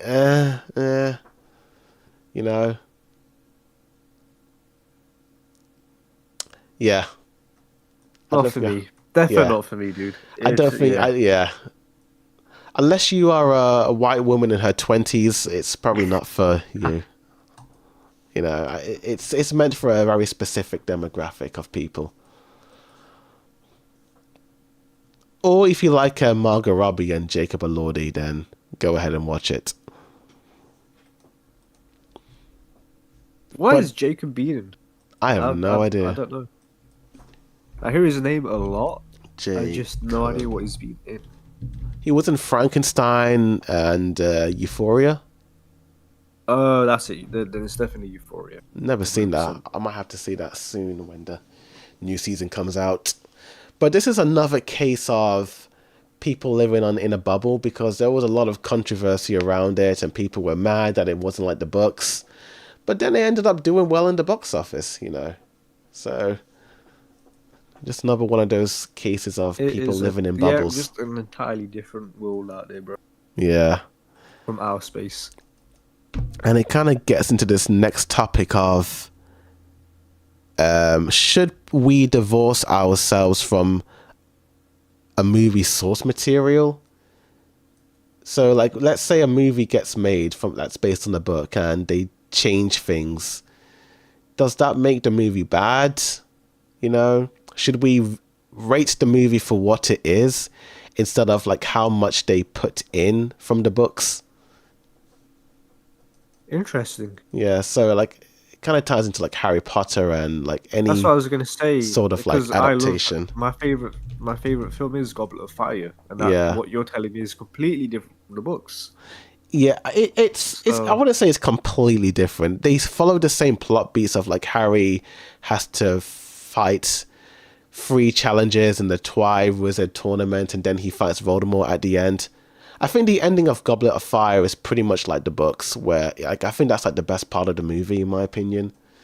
But like there's a lot of like little things that is different, you know, and I think the thing is that before I read the books, I did like all the movies a lot, and I do feel like the books have sort of warped my view of the movies a little bit, you know. I do think if I had never read the books, I may have I might not be as critical on like Goblet as before, you know. fair A part enough. of me Yeah, I does see a, your a point. part of me does regret reading the books now, because I do feel like rewatching some of the Harry Potter scenes, I'm like, oh, but in the books they did it like this, but then in this scene it was like that, you know. Like just little moments, like in the Goblet movie, like Ron's being all angry with Harry, but in the books he isn't really like that. He just sort of keeps his distance from him. He doesn't really talk to him. It's just little moments like that where I think they do changes to make the movie feel more, you know, what's the word? Movie. Like they want to make it more cinematic. They want to incite an emotion out of the audience by heightening certain moments that don't need to be heightened, you know? So, yeah. I think we should rate a movie based on what it is instead of its adaptation. That makes sense. Yeah, 100%. Because I know a lot of people love the Gene Wilder Willy Wonka movie, but apparently, what's his name? Roald Dahl hated that movie, you know, because it wasn't like the book. But I love that film, and I know what the book is, but I still prefer it. You can you know? also sympathize with Roald Dahl because that's his creation, Yeah. and then it's kind of like manga and as well. In a Oh, sense. yeah. And then the one that comes to mind is Tokyo Ghoul, Oh, yeah. where Everyone. that just went off the rails, completely different from the manga. Everyone was super mad about that. I gave up on the show after like episode 8 of season 1. Yeah, it's baffling, dude. It's so different from the show, from the manga. The manga is so good. I can't think of any other like anime series that strayed away from the manga. Maybe Promised Neverland, but Oh, I hear I never bad things finished about that. season two. Never finished Yeah. that. I'm just I talking stayed about. away from season 2 because how bad people said it is. Oh dear. Yeah, I never saw that either. I only watched the first 3 episodes of season 1. Never finished it.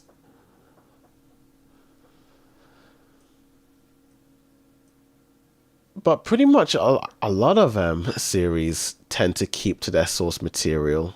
The only one I can think of that did stray away was probably Naruto towards the end, where like Yeah, they yeah. did like I will say like after the fight with Sasuke, they just kind of started making stories, and then the ending of Shippuden isn't really the ending of the manga. It's a wedding. manga.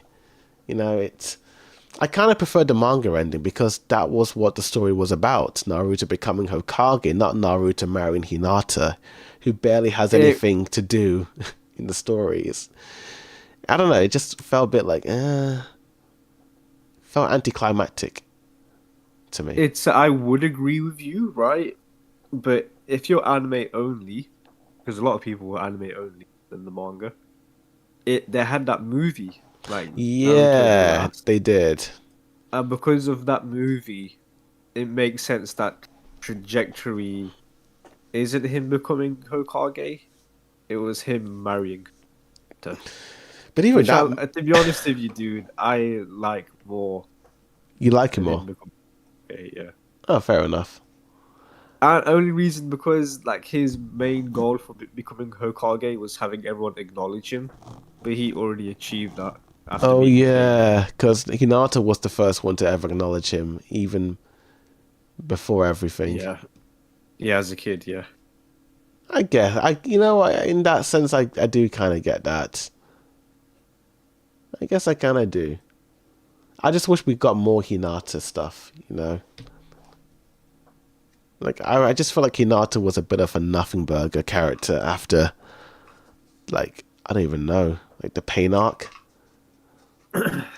I didn't like that either. She sacrificed the life Yeah, for Naruto, and then she was pushed on the side, and we yeah, don't really see much of her up until like the Great Ninja War where pretty Neji much. died, Yeah, and then Hinata's like there saying "I love you." Oh, okay, something's happening, and then we get that movie Naruto the Last and whatnot. Like, okay, this seals the deal. But yeah, I would wish we'd gotten more Hinata, to be honest. yeah. I don't know how to feel about the last Naruto movie. Like I've been thinking about that film. Like I love it, dude. It's not for everyone, 100%, because it's more of a romance thing than anything. But I don't I mind the like it. romance, but it just sort of felt quick, you know, like Naruto didn't even really know that Hinata existed, you know, for most of the series. I mean, and then in this movie, he's like, oh, through flashbacks, I'm seeing that Hinata loved me. He's like, oh, okay. I don't know. I always felt like he was guilt tripped into liking her, you know, because he was viewing all those flashback scenes instead of it naturally happening, you know. Well, he didn't see her perspective. Yeah. I think that's why he got to see that flashback. That's true. I don't know. I don't know how to feel about this film. Like I think it looks nice visually, but it's like okay, there's a guy on the moon and he wants Hinata. It's like, it doesn't really feel like an ending. Just more of like a setup for Boruto, essentially. Because you have all these Okotsuki people. Again, I might need to rewatch it just to, you know, see if it's as good as I remember it being. I will say I do like the Boruto movie a lot. Like on a rewatch, that feels Yeah, pretty Naruto good. is easily best. I think that's my out of it, to be favorite. honest. Yeah, Yeah, I it's did easily like the that best Naruto movie. because It's also that Naruto and Sasuke team up as well. You know, which you really see. oh yeah, You get that, and the combat is so damn good. And I know they redid the fight as well. oh in yeah, they Naruto. did. I remember And I seeing do this. have to Yeah, go back and watch Naruto at some point, but I just can't bring myself to do it. honestly, I think I'm done with Boruto. I don't think I'm gonna go back. I'm Like just OG Naruto just has like a special place, man. But yeah. Naruto just doesn't have that same sauce, bro. I just need something big and crazy to happen in the storyline for me to really like jump back in, which it kind of is, but it kind of isn't from what I'm hearing. You know, it's almost like they are clickbaiting me into coming back by like showing panels through leaks. Clickbait, yeah, true. Yeah, I know there's this whole like Boruto and Shikamaru scene that made me go, "Whoa, this is interesting." But it feels like clickbait from what I'm hearing.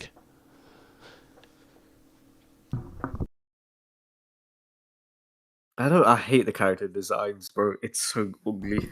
Yeah, it's not very nice to I look at. I hate it so much. Not the art style, but the actual character designs, dude. Yeah. It's horrible. It's just nasty.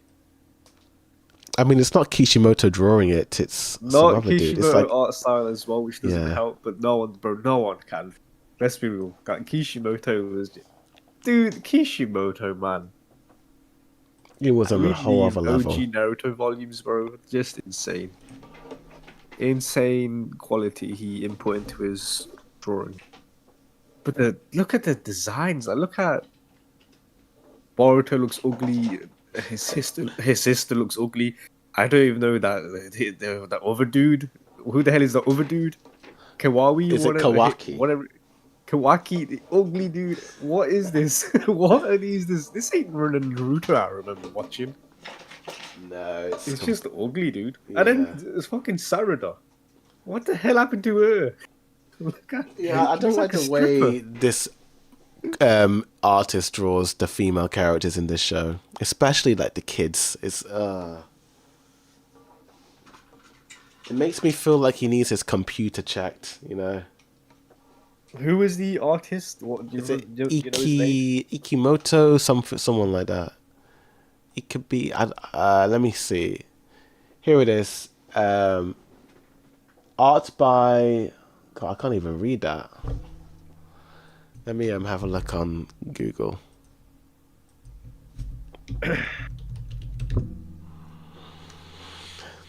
The artist is Mikio Ikimoto. Okay, do you know what? I think I took a picture of him drawing Naruto back in like the earlier volumes. I'll send it to you. Okay. 'Cause I completely forgot. I completely forgot to send you this. And I'll send it on what? If I could find it.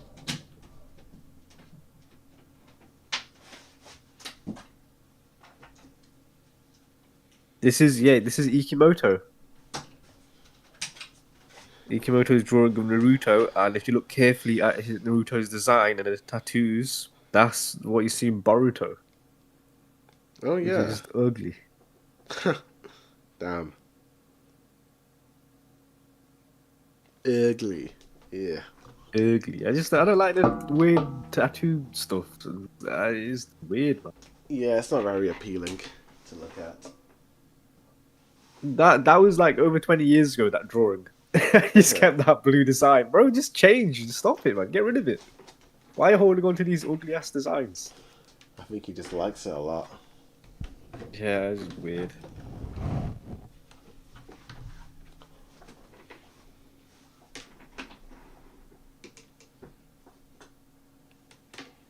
I will say, I do like Boruto's design on that blue, the Boruto 2 Blue Vortex, the fourth volume. He does look a bit like Sasuke there. I do like that. Yeah, they are starting to change his art a little bit. Because he's a bit older now. I think there was a time Yeah. skip that It is, happened. yeah.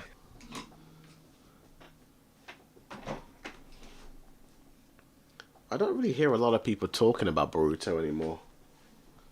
It just doesn't have the same source as Naruto. Yeah. And the people that watch Boruto haven't seen OG Naruto. Wow, that's crazy. Yeah, which is crazy. That's insane.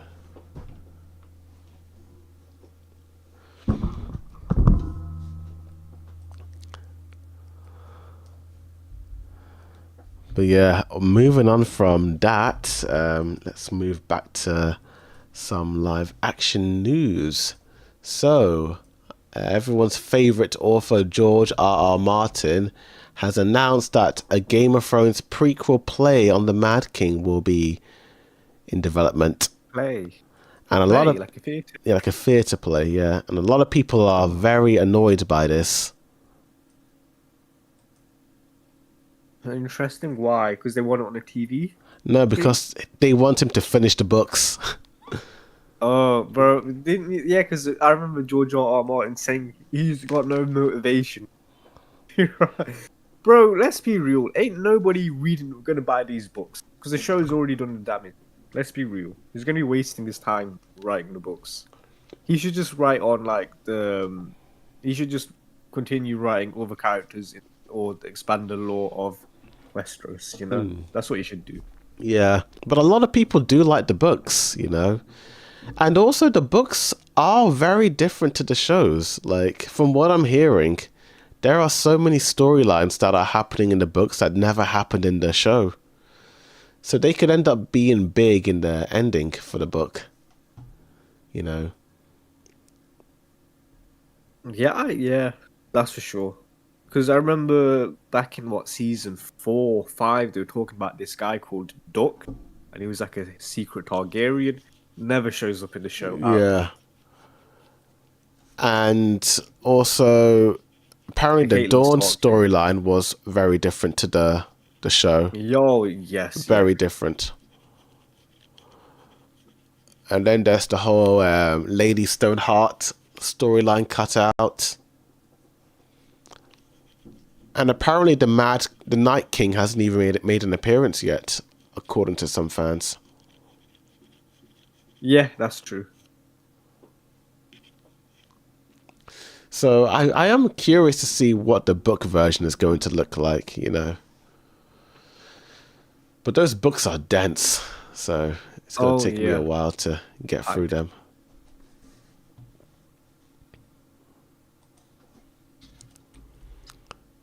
Cool. Moving on from that, we got some Dune Part 3 news, which is cool. So Timothée Chalamet says Dune Part 3 is both the eeriest film and biggest swing of the trilogy. It was my last time doing a Dune film, so I really wanted to treat it as sacred. So this will be the final movie of the Dune series, according to Timothée. Yeah, it makes sense because you know about the big crazy stuff that happens in Dune, right? Like, I don't know about Dune Part 3, like the Messiah storyline. but you know about the stuff that was after Dune Messiah, right? No, I don't. I just think you don't. Okay, I wouldn't spoil just it then. Part It's 1 just- and Part 2. Yeah. It's a ridiculous book. It's a ridiculous. It just it's what you've seen before is not what you will get after. So this trilogy makes sense because to end it here makes sense because the world of Dune is just weird and bizarre, and it loses its identity in some ways. Okay. So ending it here makes perfect sense. Because the books carry on from like part 3. Oh, yeah. Oh, so it's like the Maze Runner, essentially. A bit. I guess. Because Maze Runner had a prequel book that never got adapted into a movie. Well, it's not a well, Dune just carries on going forever, you know? Okay, fair enough. But I suppose the movies do its own thing as well, because even from book fans, like the movies change stuff around and they do their own thing at times, but they are faithful to the books. Yeah, I don't know what they've changed, to be honest with you. I feel like it's fairly faithful. I know there was something about a child. I think in Dune Part 2, like the mother has like a child. Apparently that child was meant to play a role in that movie, but they cut it out because it might have been a bit too insane. Kind of think because there was a previous Dune film that was made in the 80s. Oh, And yeah. the child does something but I can't remember. Okay. But yeah, But Dune... it wasn't big or massive. I don't think it's anything that crazy. To be Oh, honest. okay. But yeah, Dune Part 3, it's coming out this year, later on in December. Can't wait for that. And speaking about other things coming out, the first 2 episodes of One Piece the Live Action Season 2 will be released in more than 200 theaters in the US, Canada, and Japan on March 10th. That's exciting. See, Netflix is pro theaters. Yeah. Look at them. Look at They're a that. streaming site. for a streaming site that wants people to, buy a subscription, they're releasing stuff in cinemas. I know. Look at that. That's great. I've heard some like reviews on it, and people do like it.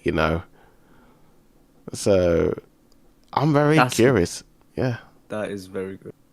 Apparently, so do you know how there's like weekly One Piece manga spoilers? People that are too lazy to read the manga. Oh yeah. In the same format, they did this like a spoiler for the One Piece live action show. Oh really? This is pre-time skip One Piece that everyone's seen. Gosh. And everyone's like, "Yo, I can't believe we're at an error. We're doing like a spoiler story, like a spoiler for the One Piece pre-time skip, essentially." That's It's kind of crazy. like, it's crazy how far we've come with this IP Yeah. franchise. It's Pretty been cool. going on for such a long time now. But yeah, I do want to see this live action season 2. Can't wait for that. So apparently, as well, in the spoilers that I've seen, Oh yeah. they talk about some stuff that has happened in the manga. Like Yeah, currently. I've heard about that as well. Like, apparently, season 2 has references to future events. So Like I'm like, God Valley and like stuff like that. that's Like, crazy. Maybe they're not that confident that they will finish this show, so they're just giving the fans a lot of stuff to hopefully look forward to. Yeah, I genuinely think they're speedrunning it. I Yeah. think they're getting to the time skip quickly. Like at least season 5. Yeah, I If it think so. gets that far, I don't know how well season 2 will do. I hope this show has like legs. Yeah, go me for too. Because it's a pretty good show. It's a good live action.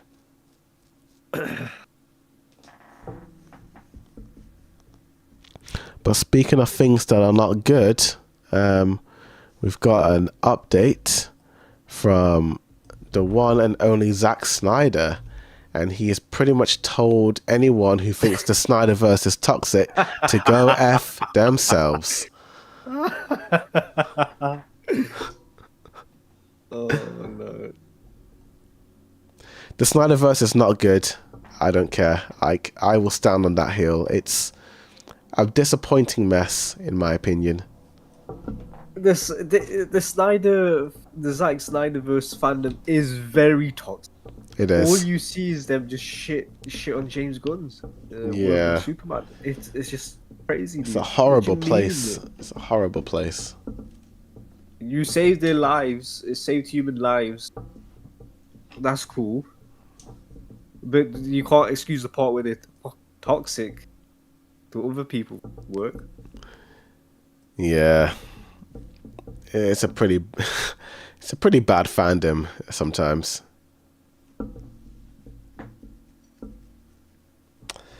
I'm happy the Snyderverse is done. I wasn't a big fan of those movies. I rewatched the Man of Steel movie last year. Ugh.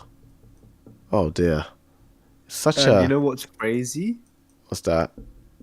James Gunn might be done with his error. Yeah, because of Paramount now. Oh boy. Yeah. That's a whole thing. I would have preferred Netflix to have it. A lot Same, of people are terrified it's going to be all conservative propaganda now, because it's by Paramount. Yeah, it could be, to be honest with you. Well, it's not owned by Paramount just yet. So they have won the bidding war against Netflix. But now they have to go through this like legal stuff to get the deal through. And it could be like a small chance where it doesn't go through. And then HBO or whatever they call it, I don't even remember. Can stay separate. Warner Brothers, they can still stay separate. And if the deal doesn't go through, they get paid $7 billion. Doesn't make any sense. But to be Interesting. honest with you, I don't know why they do need to sell Warner Brothers because they've been doing very good so far. Yeah. Maybe they just haven't. I mean, think about all the big movies that have come out. Like, yeah, we've had, was it Barbie that came out?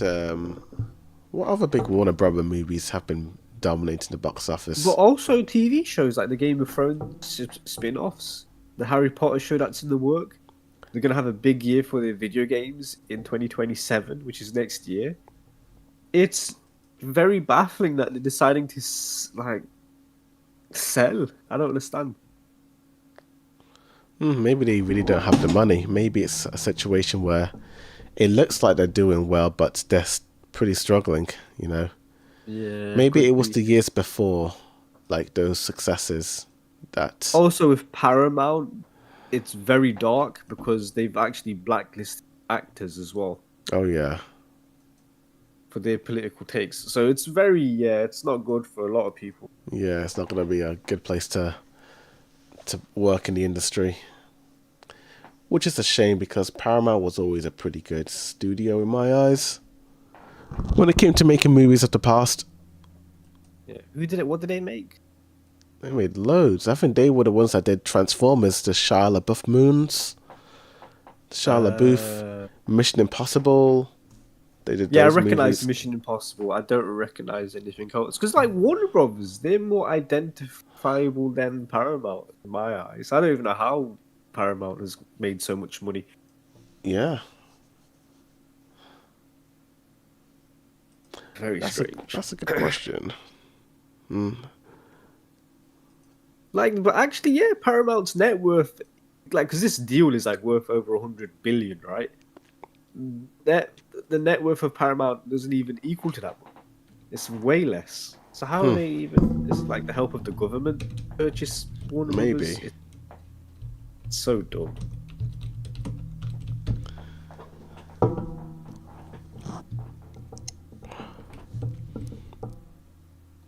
And then also, when this merge goes through, they'll have 70 billion in debt, something like that. Which Yeah. what are we doing here? It's so dumb. I don't get it. Is what it is. But in other news, in terms of Spider-Verse, Beyond the Spider-Verse, the creators have addressed the delays, saying that at one point it was one movie, but there was too much movie there, so it was separated into two. But then once you looked at the second half of a movie, you are like, well, that's like not just a story arc that has a beginning, middle, and end. That makes sense. Yeah. Well, I'm very curious to see where this is going to go. I want to see the ending of this. This will be the final movie of the Spider-Verse trilogy, so that's good. See, I like this because it's kind of happened organically while they were creating the show. Because while they were creating the show, they didn't plan ahead. Oh yeah, okay, we're gonna have this. We're gonna have a beginning, a middle, and end. We're gonna have a trilogy. Let's just start working on the first film. No, it came out naturally while working on the first film. There was more to tell with the second film, and while creating the second film, oh, there's more to tell for the third film. Yeah. But the downside of that is there's a long waiting time now Yeah. for the next film because it wasn't planned out. Yeah, that sucks. But hopefully we are going to get it next year, so that's good. Yeah, hopefully. And then speaking about Spider-Man, apparently Spider-Man Brand Home No Way Home wasn't even released in China because they requested for Sony to cut out the Statue of Liberty, but that was impossible since the final battle was there. And that the new Spider-Man movie Brand New Day won't even have the statue in it. So are you telling me if they didn't have that fight on the Statue of Liberty, this film would have easily been above $2 billion in the box office? oh yeah, without a doubt. Holy, that's a lot of money they just lost out on. Yeah. Oh my! I assumed a lot of people thought it was released in China. Why wouldn't it? But wow, because of the Statue of Liberty, they cooked it themselves. Oh Yeah. my days. Yeah, if I was Sony, yeah, I would bow down as well. I would take the knee. I would, get rid of the Statue of Liberty. Screw that crap. That's a big market, dude. Yeah, that is a big market. You know, you want to make as much money as possible. Do what you need to do. You know, it's not even a necessary location to fight. You know, they could fight anywhere. the Brooklyn Bridge, whatever. Wait a second, doesn't the Sony Pictures start with the Statue of Liberty? Or was that an old Sony Pictures logo? Oh yeah, you could be right there.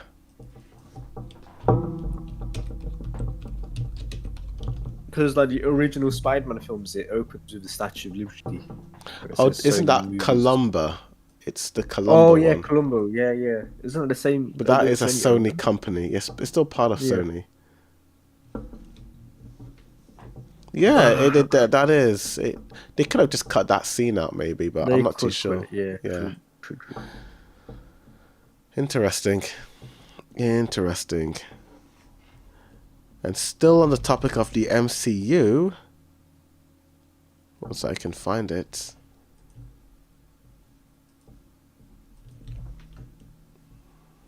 David Harbour has teased that Red Guardian and Yelena will have a lot of beautiful stuff in Doomsday. So, more characters getting more storylines in this movie. It's gonna be a heavy sandwich, you know.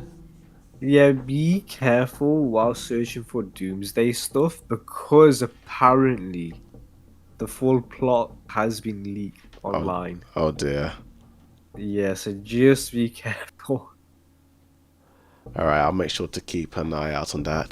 This film is what, 8 months away or whatever. So, Yeah. Yeah. All right, I'll make sure to keep an eye out on that. I'll make sure to keep an eye. 9 months away. 9 months. Damn. And speaking of superheroes, it does look like One Piece has now sold over 600 million copies.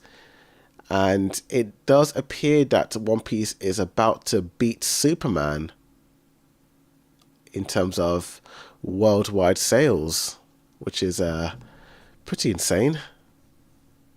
That's very good for One Piece. Yeah. Superman has 18,000 issues, dude. Combined. That's insane. How can anyone read all those comics? That is crazy. Well, it's like I said last time, it's like probably a good 50, 60, 70% of those issues are trash and no one has bothered to pick up and reading it. Yeah, The ones that do well yeah, are the main, like... they're probably like it's all different remakes. stories, you know? Yeah, they're all remakes and reboots of the Superman IP. Whereas One Piece is just one story, you know. I think that's why manga is starting to outsell comics these days, and honestly, I'm here for it, you know. I've never really been into comics, you know. Because once it ends, it ends. Yeah. That's it. Once I catch up with the One Piece anime, I might start buying the volumes and start reading where the story goes. I do want to speak about One Piece, but it's spoilers for Elbaf. I won't talk about it. Are you reading it's just- Elbaf? It's no, because I have seen. So after Egghead, I was getting spoiled in for Elbaf, but these are spoilers I knew very early on before I Okay. started watching the anime for Egghead. And recently, Oda, I think yesterday, did like an SBS where he does like this Q&A stuff. Oh yeah. And wow, is it disappointing! Like some of the answers he gives is so disappointing. Oh But dear. I can't mention it because it's spoilers. Damn. Oh dear. Do you know anything about Elbaf? Like any big spoilers? I do know that Robin's old buddy from when she was a kid is going to be in it. Soul. I know he's in it. Elbaf. I know the Spider Gorosei guy. I think he gets Control Alt deleted. And Okay. what else? Because there's one big one I want you to mention. That happens in Elbaf. Okay. If not, don't worry about it, dude. Don't worry about it. Because this is a spoiler that's hard to avoid. If you've come across it, you've seen it, you're like, oh, okay. Does it involve Shanks? What do you know about Shanks? Does he have a brother? Where do you see that? I don't know. I remember one time I was on X months ago. I just saw blah blah blah One Piece blah blah blah Shanks' brother, and I was like, what? He's got a brother? Where? But I don't know what he looks like. I don't know who he is. So that's all I know. Okay, well, okay, that's interesting. But I won't go into the spoilers then, because I don't think you know about it. Okay. But it's a good one to bring up. That's what I would Okay. say. Cool. Once Okay. we do start talking about it, because it was a very disappointing answer that he gave. It's like he retconned something basically. Oh, okay.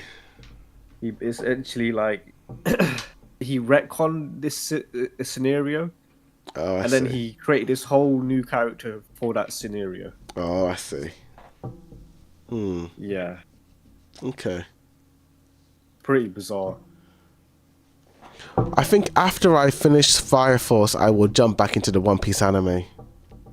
Oh yeah, Fire Force. How's you finished season 1? Oh yeah, that's a good question. Fire Force season 1. So yeah, I did finish Fire Force season 1, and I think it's a fine show. It's a fine show.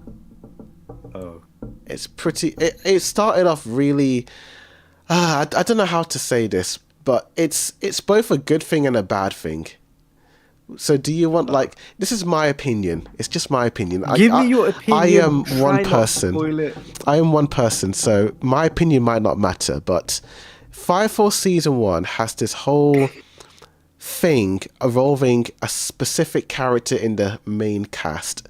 And when you're watching the show, you're like, okay, there's this thing that's happening. It's sort of like a secret. And you think, okay, something happened to this guy when he was a kid. And you're like, oh, okay, what does this all mean? And then in the finale, they explain it, and I'm like, that's it? That was the big thing? That is so predictable. Like, I was blown away by how obvious that thing was to begin with. Because you think it's going to be this other thing, but it ends up being this thing that I already predicted. And I was a bit let down by it.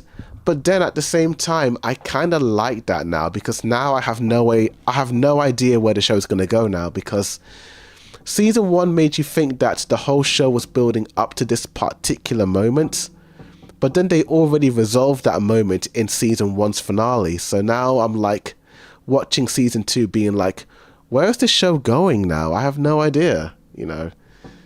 So now I'm quite curious to see where it's going to go, you know. So that's a good thing. If that makes sense. Started season 2. Yeah, I watched the first couple of episodes of season 2 now. Okay. Interesting. Season 2 was setting us w- up for something interesting, but I have no idea where it's going to go. Okay.